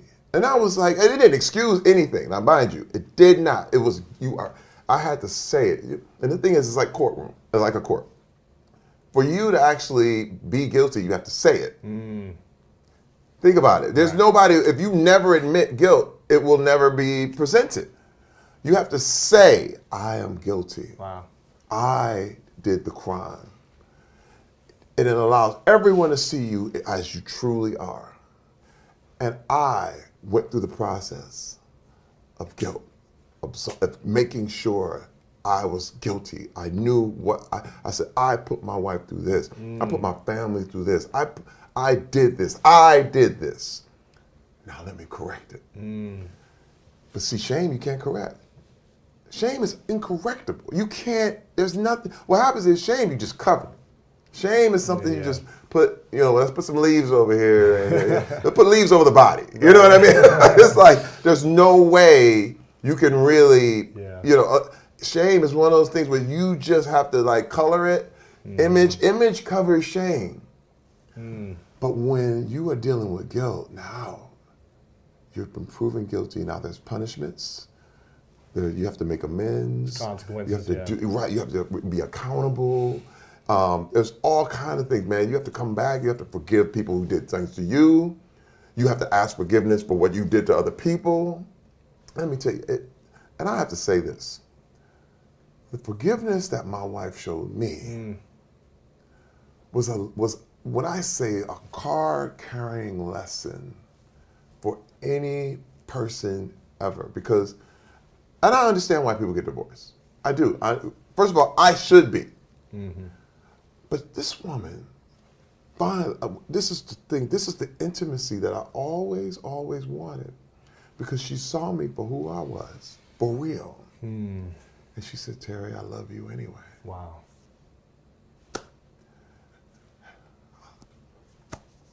Man, Wow. that's all you want. Yeah. That's all I ever wanted. All I ever wanted was to be seen for who I was. And I was like, you love me? Like, I thought it was real. I was like, I thought she wouldn't come back. But she did. She said, but Terry, I love you. And man, that blew me away. Yeah. Because I was living this man life, and here I am. You see me as nothing. I'm like, I'm feeling about myself. Like, I feel like I'm worth dirt. And she was like, oh, I love you. Wow. And man, that changed everything. It was like the thing that I needed, I was running from the whole time, Lewis. I was running from it the whole time. And I vowed, I said, after that, I said, my God, I can correct this. This is fixable. This is fixable. This is not something, and this is what I learned through counseling, and I continue still to this day. I mean, it's been 10 years of constant work, constant just, hey man, I can fix this. Wait a minute. And this is why when I talk about toxic masculinity, I'm talking about me. I'm not in the game to be like, well, look at you guys, and let me tell you about you and what you've been doing. Hold up, I'm talking about me. First of all, when people clown me about, oh man, oh yeah, you got molested, I would have been the guy who did that stuff. Yeah. I would have been the guy like, man, you too big to get, man, you just go to smack somebody and get out of here. I would have been that person. So I'm never, ever pointing the fingers at another man as if you need to get it together, brother. I'm not spreading shame. But I am saying we need to say we're guilty. Wow. We need to say what it is we did wrong. And this is the only way. The only way I can really, because right now in our society today, we have a big thing about apologies. You know, yeah, hey, I said I'm sorry. I said I'm sorry. I said I'm sorry. So now you got to forgive me, and let's keep going. The only way I can really kind of put this thing down is when it's like driving drunk. You hit somebody in a car. You get out of the car. Hey man, sorry. Yeah. And then you get back in the car and drive away. First of all, that is today's version of an apology. But what we're talking about, accountability, is totally different. Yeah. Accountability is you stay there with that person you hit. Accountability is the police come. You've been driving drunk. You get arrested. Accountability, you lost your license. Accountability, you're paying fines and you're paying for the person you hit, and you are paying for their recovery. Yeah. You might be in jail for some time. You might have to. You might, listen, you'll be service. cleaning up on the side of the freeway for about 6 months. Yeah. You know what I mean? That's, it doesn't matter what status you are. That's accountability. You pay the price. And accountability says that it says now we can get back to even here. Now it's about amends. Some balance, yeah. You know what I mean? And that's what I have dedicated my life to doing. Yeah. My life, it's funny because when I look at even the massage parlor that I went to, I learned later on, I joined, I became an ambassador for the Polaris Project, which deals with sex trafficking. And it talked about how many of the women that are involved in that whole thing are not free. Yeah. They're not free. They were there they're basically indentured servants. And they're basically trying to pay off debts to get out from some pimp or get out from under someone who's got them. And I played that whole thing out of my head because I said, I did that. I gotta correct this. And so I became an ambassador for Polaris Project, because to stop human slavery today, The fact that at every opportunity that I can see, I'm really trying to tell my story in order to just bring light to, man, we've been hypnotized as men. We've been hypnotized, man. This masculinity thing is to a point where, I could understand the Taliban. Right. You know what I mean? Like, wait a minute, I knew Taliban. In the African American culture, we have a black Taliban. It's like, if you don't do black the right way, you're out. Really? If you are not this kind of black man, you are instantly, and this is a lot of things white people don't know, but there is a sector that is so pro-black Taliban, I call them the Ankarite, which is the Ankh symbol, the Egyptian thing, that they actually line up with white racists. Oh my gosh. And they go attack black people. And they're talking about black people. And it blows your mind. This is Taliban. I was like, but it's as toxic as it comes. And I remember being like, having attitudes and things. I remember my wife would tell me stuff. We would have arguments. I was like, that girl, she's got to watch what she's wearing. She said, Terry, it doesn't matter what she's wearing. Nobody should be able to touch her without her permission. I was like, yeah, but she's wearing it. It doesn't matter. Because I was in a framework and a mindset where you're like, man, let me tell you, when you come out, you start, and it's wild because it's almost like falling off a cliff. You fall and you just hit the ledge. You think you're on the bottom, but you're hitting the ledge. It's like things are revealed. And things are like, man, look. And then in 2017, my wife and I went to this party. And this agent, who was the head of William Morris Endeavor, his name was Adam Bennett, literally represented Michael B. Jordan, Sylvester Stallone, all the super big stars, Adam Sandler. It was actually Sandler's party. And this guy comes over to me. I mean, he's licking his tongue out, doing all this crazy stuff. I've got my wife's hand. Let me tell you something. Once you out of that, you know what toxic masculinity looks like. And I have to say, the term toxic masculinity has been overused. People have been, toxic, blah, blah, blah. You know what it is? It's abuse of power. Quite simply. It's an abuse of power. Anywhere you see this kind of stuff, where you see an abuse of power, we're talking about these kind of problems. Right. This guy came over to me, man, and he's licking his tongue. Now, I know drunk, and I know drugs. Yeah. I grew up in Flint, Michigan. I know the crack epidemic. I grew up with it. I know people who are high as hell.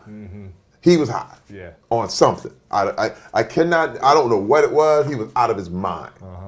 Eyes dilated, going crazy. And I'm going, what is wrong with this dude? And you're with your wife. I'm with my wife. He comes over to me. He gropes me in my gym. I mean, not even, he just grabs a handful. I'm like, hey man, get back. What are you doing?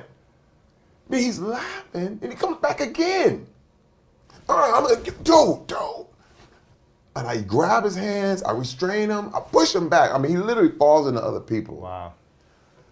And I can't believe I mean, this is my agency. This is people I pay millions of dollars to. So I go, okay. My wife has seen me before in my toxic days. Get aggressive. Yeah. She's seen football me. days. Yeah, in the football day. She's seen me throw people over her head. Wow. Literally. Wow. She's seen people get beat down in the street. And she was like, years earlier, this was during the therapy times and during our comeback time, she said, Terry, you cannot let anyone pull you into any sort of altercation because you're going to lose everything. Wow. She would always tell me, like, can't Terry, react, you can't respond. Can't react. Yeah. Because this was also part of my therapy. Because I had anger. I had big anger. You wanted to fight. I said, man, that's how I got in the NFL. Yeah. 7 years in the NFL was a fight. That's all you do. Look, man, you got two good parents. You probably ain't going to make it in the NFL. No. I'm just trying to tell you. You get soft. that kind of peaceful life. Yeah, you're too soft. You're too comfortable. Yeah. You play on pain, dude. You play on my daddy beat my mom. I'm beat your ass just like that. Wow. I'm going to tell you, man, I'll put my head in. My holy skill is my ability to take tremendous amounts of pain. That was the deal. Because I was angry. It's like jail anger. You know what I mean? I'm telling you, I knew NFL players. You put us in any prison, we'll run it. Wow. I'm just telling you, because I could go to prison now and I know I could be fine. Wow. Because that pain was something that you like, man, Don't touch me. You enjoy the fight. So You wanna fight. You understand You what I look for mean? the Yeah, fight. you look for it. You like, you bring it. And she was like, now you're different. We have to work this. And I said, you're right. And I had that question, why would I want to just snap on somebody? Why would I love to just put somebody's face in the pavement? Why can't I walk away? And let me tell you, man, that was the biggest test I ever had, ever. Because I grabbed her hand. Because I was going to kill this dude. Wow. Lewis. Dude. Someone grabbed I'm you trying there. to, Yeah, listen, what people don't even fathom is the aftermath of these kind of actions. I know. Because imagine, even if I would have just, pow, and he fell and died. Your career's over. Your life's Life's over. Life's Wait, over. if he may not even have been there to tell the story. Everybody would say, Terry Crews just killed a man. Well, what was he hot? I don't know. No, he bumped into Terry. He got mad. I wouldn't have been able to say, well, he did that. They'd be like, yeah, right. Dude, I got in that car. I got my hands on the steering wheel. I was gonna drive back in. I mean, I literally was gonna drive. Like, took everything I had to drive away. Not go back and kill. Yeah. She said, my wife was like, I'm so proud of you. Wow. I'm proud of you, Terry. I'm proud of you. And I was like, now, next day, go right to the agency. I'm like, hey, man, what are y'all going to do about this? This is crazy. Guy calls me up. I'm sorry, I was drunk. Instantly, I knew he was lying. Because when you tell me you're drunk, I know you're lying. So now you're not dealing with this thing. Now you're not willing to say you're guilty. You just got back in the car. You're making an excuse. Yeah. I'm on the ground. You got back in the car. You drove off. You just made an excuse. And he was like, sorry about that. So I go up. I talk to my agent. I said, dude, you got to do something about it. We're going to handle this. We're going to handle this at the highest levels. We're going to do whatever it takes, Terry. You watch. I got zero. I waited. It was like 8 months later, and I'm going, nobody's doing nothing. And I couldn't believe it. I was like, babe, nobody's making a move. I said, this is ridiculous. And all of a sudden, the Weinstein story breaks. And these guys all over the internet are going in on these girls about, they kept the story, now, why are you telling now? Why are you doing this now? Why are you doing that now? And I just got so angry, I couldn't believe it, because I said, this happened to me. I was molested. And I didn't go public. You know what I mean? I didn't make a big deal. I'm waiting for them to make it right. I didn't say, William Morris did this right off. And first of all, if I'd have made a police report back then, I would have been laughed out of the station. Right. They'd have been like, Someone grab what? you, who cares? Yeah. What? They grab acid, man. What? Because first of all, you're talking about a complicit system. I mean, imagine the women that come through. It's like, oh, yeah, whatever. Look what she was wearing, man. Right. Hey, I couldn't resist. And dude, I would have been laughed at. There was nothing I could say. But when that happened, I backed those women up right away through 16 tweets. My wife didn't know, publicist didn't know, agent, nobody knew. I was on the set of Brooklyn Nine-Nine and I did those tweets. And I knew, I was like, oh my God. I said, if I had remained silent, I would have felt like a fraud. I said, those women were being sent out in the fire. Like they were just out there and these guys were just lambasting them. And I said, I gotta support you. I have to support you. Their courage gave me my courage. Yeah. And because I know what it is. I know what this shit is, man. And I said, man, and they were gaslighting me, dude. So finally, when I did these tweets, and I remember I didn't name a name. Did not say a name at all. Yeah. The agency calls me. Hey, Terry, you all right? We saw, I was like, we saw your tweets and the whole thing. I said, so, well, why are you calling me? And he said, well, we didn't know, Terry, we didn't know. This was one of the higher ups. He's like, we didn't know. I said, well, why are you calling me? Because I didn't name anybody in those tweets. Could have been anybody. You knew. So stop playing this fucking game with me. Right. I mean, literally, that's for real. And I was like, dude, Are you serious?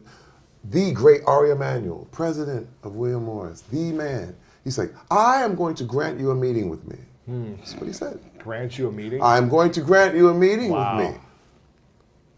He said, would you like it to be at my home? Or we can meet at the Four Seasons. I was like, I'm not going to your house. Let's meet at the hotel.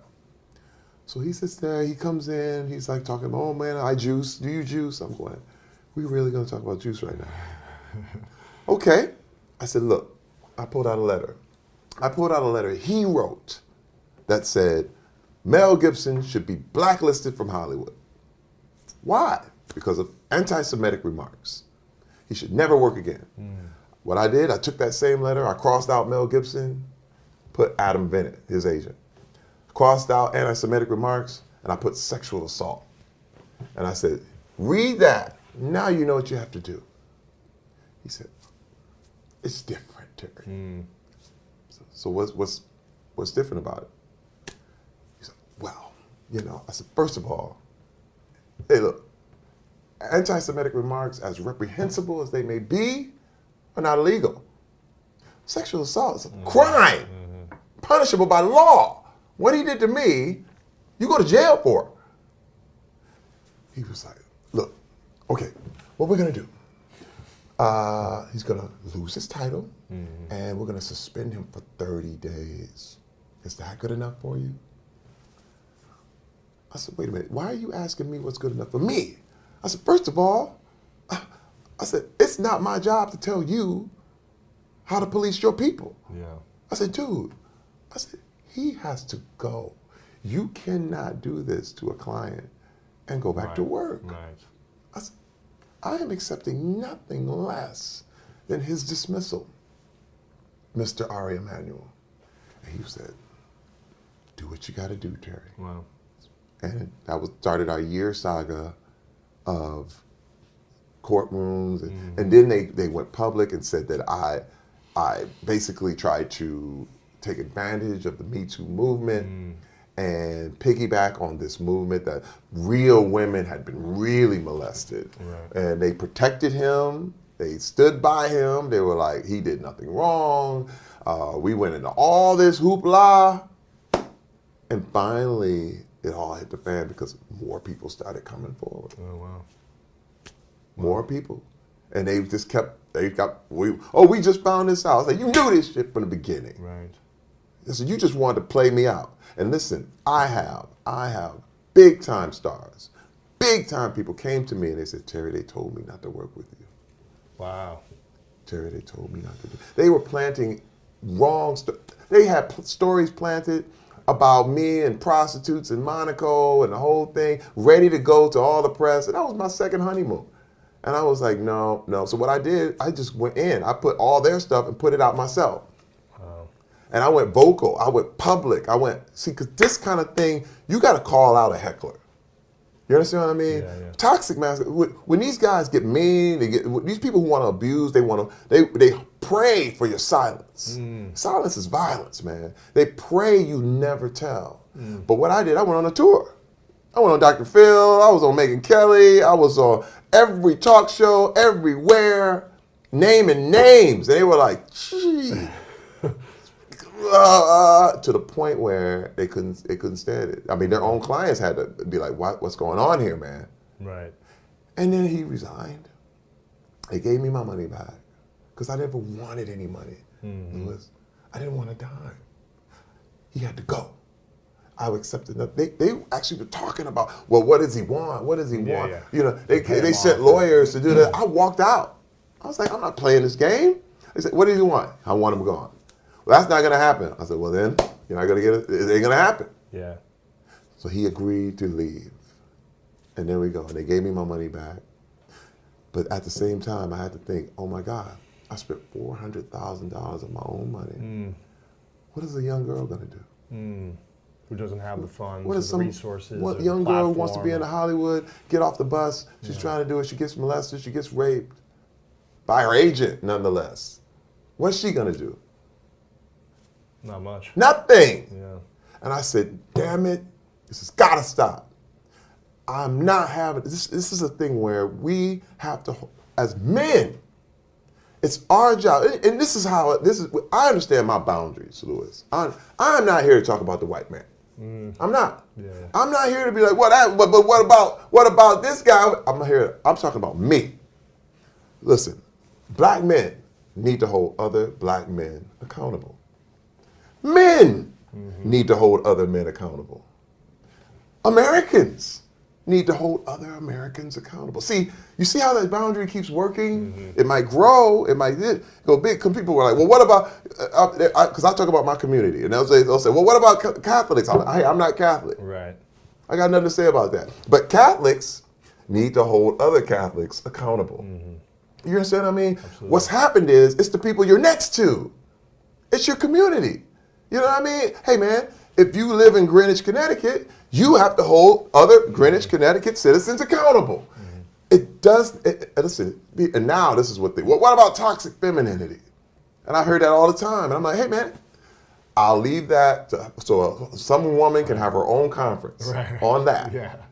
But I can't speak for them. Yeah. I'm curious about, just the way what do you think about forgiveness?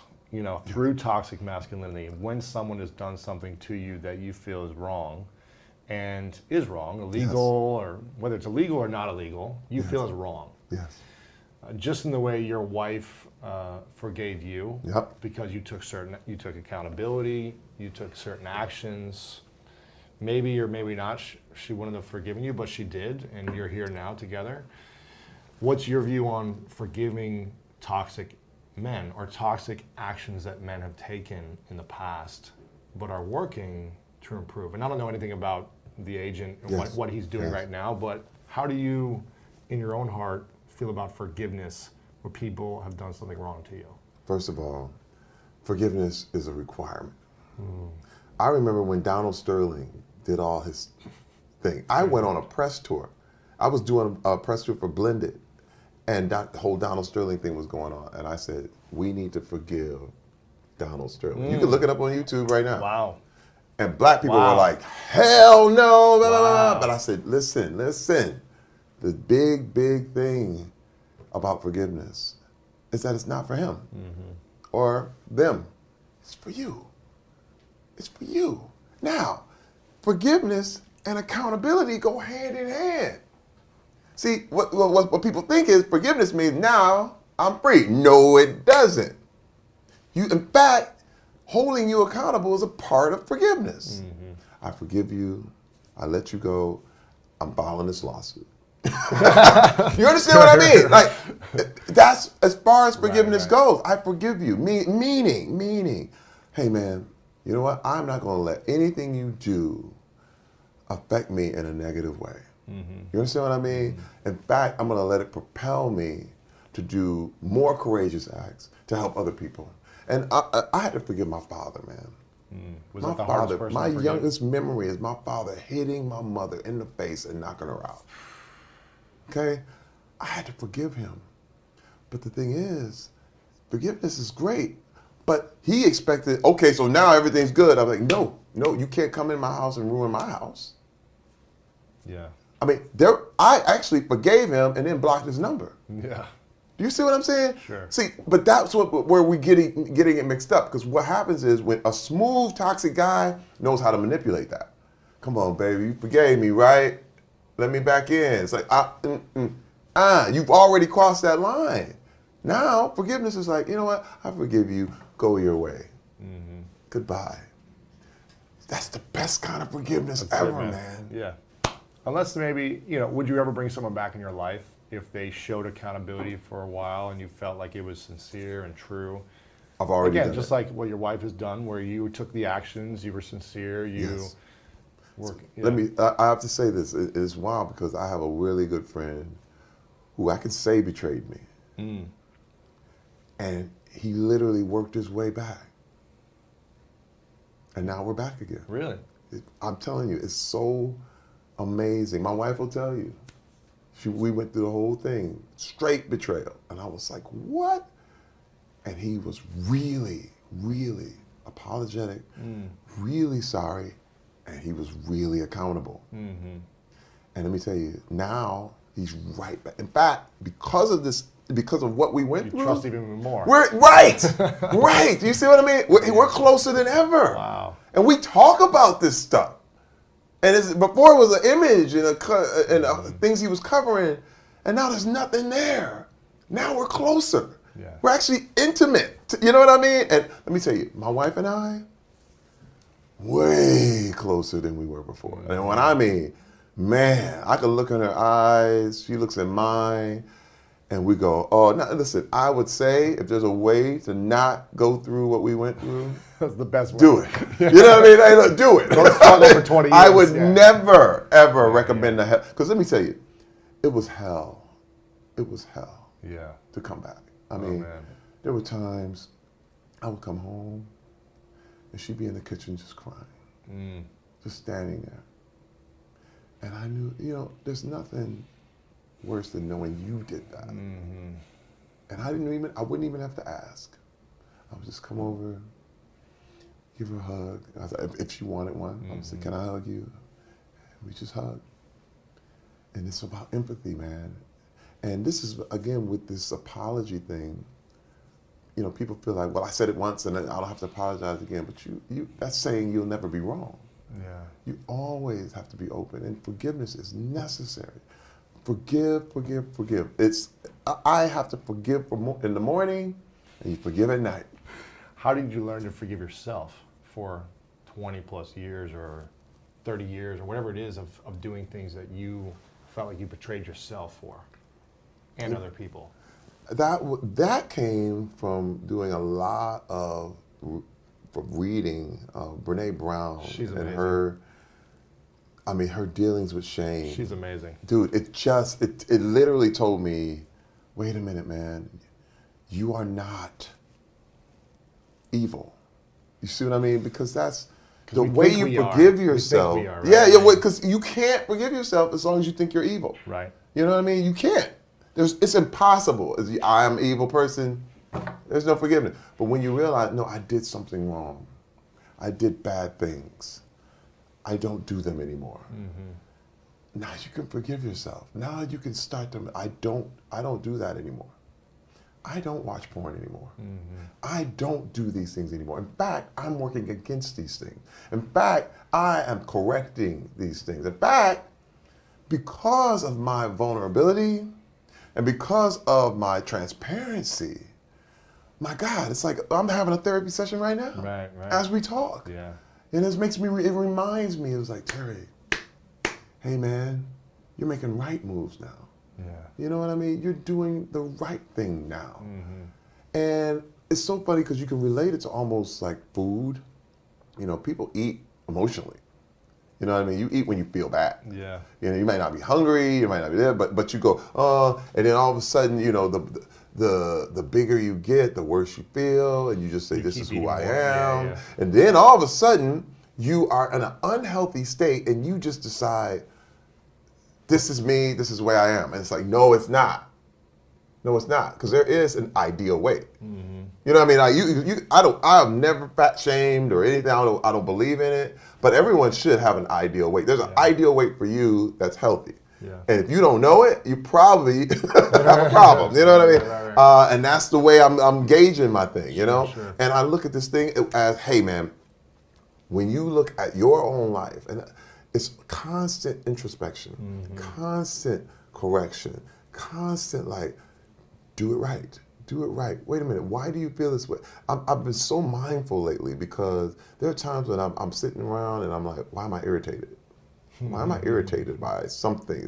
And then I realized there was something I said or something I feel. Before I go into any interview, I have to check my own heart. Yeah. There's times I might be mad at my wife and I take it out on somebody in the interview. Right. You know what I mean? And you go, whoa, why did I say? Man, dude, you have no idea how deep you go. That's the deal. People are like, no, I don't. No. Listen, and this is another thing I know, the knowledge that I am capable of unspeakable evil means I can counteract it. Yeah. But when you just think, no, I would never do something like that. Don't ever say anything like that. I would never, because look, the whole country of Germany thought we would never do that. Right. Hey man, there was a time when When I was a kid, we were riding the back of flatbed trucks on the freeway at 70 miles an hour and wave at the cops, and the cops wave back. Beep, beep, hey! Right. Until kids started dying on the freeway. Like, maybe we should buckle up. Yeah, and there was a time when everybody just accepted, like, you can drive in the back of a flatbed truck on the freeway. Right. Do that, but you can't do it. Yeah. And those things we think we know, but I think we're just right now on the cusp of realizing who we are. I mean, look at any 80s comedy. You're like, it's cringeworthy, dude. It is bad. It hurts. You laughed back in the day. I laughed. It was funny then. Yeah. We were all like, ha ha ha. And you laugh. You look at it now like, oh my God. Yeah. I can't believe I laughed at that. Yeah. I want to respect your time because I know you got to leave. I know. I can talk. I love your stories, and I have like so many questions that I haven't even I gotten know. to. I'm just letting them go. Next year, we're gonna come back on. Yeah, we got more to do. I want to ask you a few final questions, Yes. and I'm going to ask you to keep them brief so I can respect your time. I'm sorry. You're good. I would listen to you for hours. I man. know. I wish this was 2 hours. Damn long, it. but you got another interview. Believe me, I know. One question is, what is it about your wife you're most grateful for? We gotta be brief with this one. You could go on for an hour on this. Yeah. You know what? I guess the thing I'm most grateful for is her friendship. It's her friendship. Even if we would have been divorced, she still would have been my friend. Like, she still cared. There's nothing like having a person on earth that wants to see you win in every way. That's amazing. Like, come here, Terry, come here. Let me get that out your eye. Let me get it. Okay, you look great. Checking your jacket. Yeah, you see what I mean? Like, you see, she's like, no, straight in the back. Yeah. Man, this is why you don't have eyes in the back of your head, because you need somebody to watch you and to check you and to make sure you're right, man. She's my friend, dude. Like, that is the ultimate. That's cool. This is a question I ask everyone at the end. It's called the 3 truths. You've got a lot of truth. Yeah. And imagine it's your last day on Earth many years from now. You get to pick the day, you get to pick the year, but at one point you gotta go. Let's just say hypothetical. Okay. And you've done everything you want to do. You've achieved every dream. You've had the most incredible marriage, great kids. Everything you want to accomplish, it's happened. The impact you want to make in the world, it's happened. Yeah. The man you want to become, you've become it. Whew, that's a great day. It's happening. It's all happening. Yeah. But for whatever reason, all your work and your interviews and your content and your movies, you got to take them all with you. So no one has access to them anymore. They just have memories of you. And you get to leave, you get to a piece of paper and a pen to write down 3 things you know to be true about all your experiences in life, all your lessons, the challenges, the love. And this is what the world would remember you by, these 3 truths. What would you say are your 3 lessons or 3 truths? Wow. Number 1 is accountability. I would like to know that I gave people an example of what being accountable looks like. And that's a value that is extremely important to me. The other truth is love. I mean, love, I say this before and I'll say it again, it's impossible to love someone and control them at the same time. Most of these bad things we're talking about are attempts for people in power to control other people. And so that's where every abuse occurs, because you're trying to control what people think. I was trying to control my wife by not telling her the truth. But love gives you all the options, and then you get to pick. And if my wife loves me, like if I kept her in a cage in the basement, that's control. That's not love. Right. But when she can come and go freely and she comes home because she wants to be with me, that's love. Let's see. And the third thing,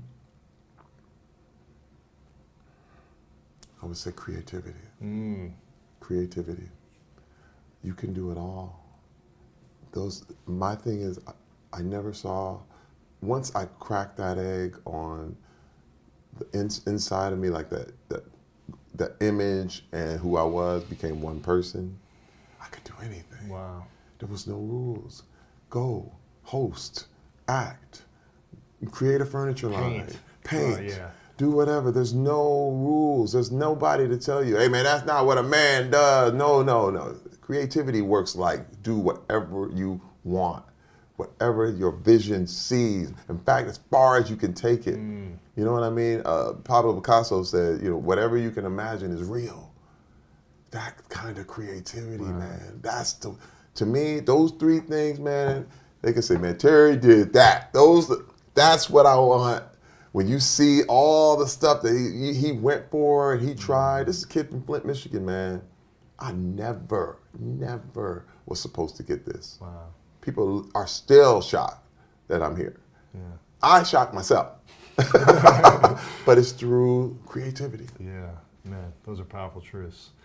Before I ask the final question, I want to acknowledge you, Terry, for your incredible heart. I think a lot of people see you as this big, strong guy, and you're probably the most attractive man I've met. But you're physically fit, right? Exactly. Your physical strength is impressive, but your heart strength is really what's inspiring to me, and I think to so many people that you're willing to continue to use your platform for a place of service and impact. Thank you, I think that's, for me, a true measure of a man is someone who's in service. And I honor and recognize that in you and acknowledge you for all you do to be accountable for yourself.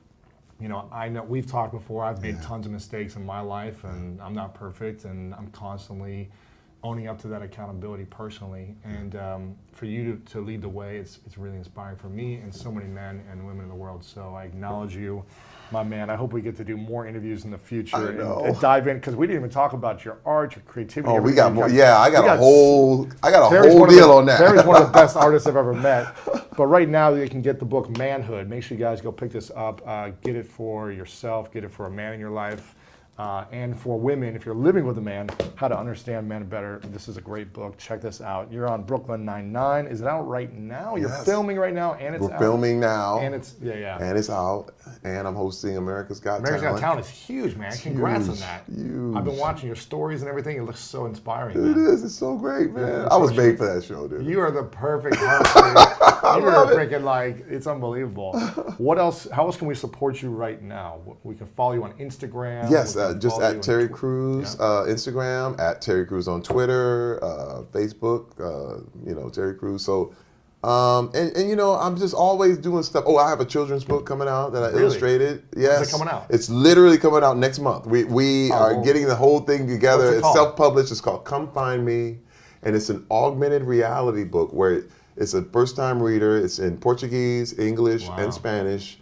And you open it up. You have an app. You can put the phone on or your iPad on the pictures, and the characters pop right out of the book.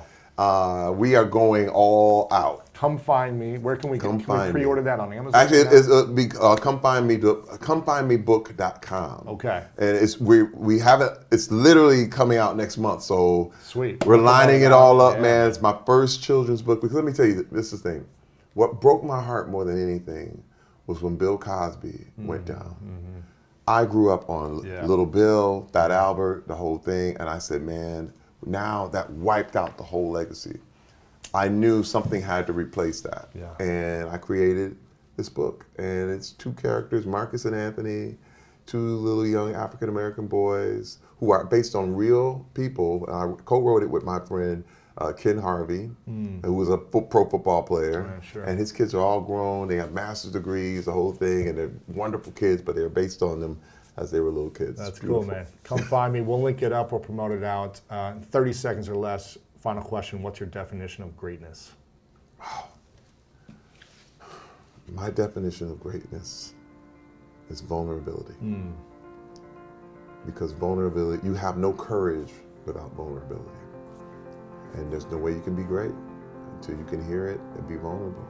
So that's my definition. So many of us are trying to figure out how can I become the best version of myself, but we can't become the best version of ourselves because we're still mourning our former self. We're still mourning our failures from our past. We're still mourning our defeats from our past. We're still mourning our scars from our yesteryears. I'm done mourning my scars.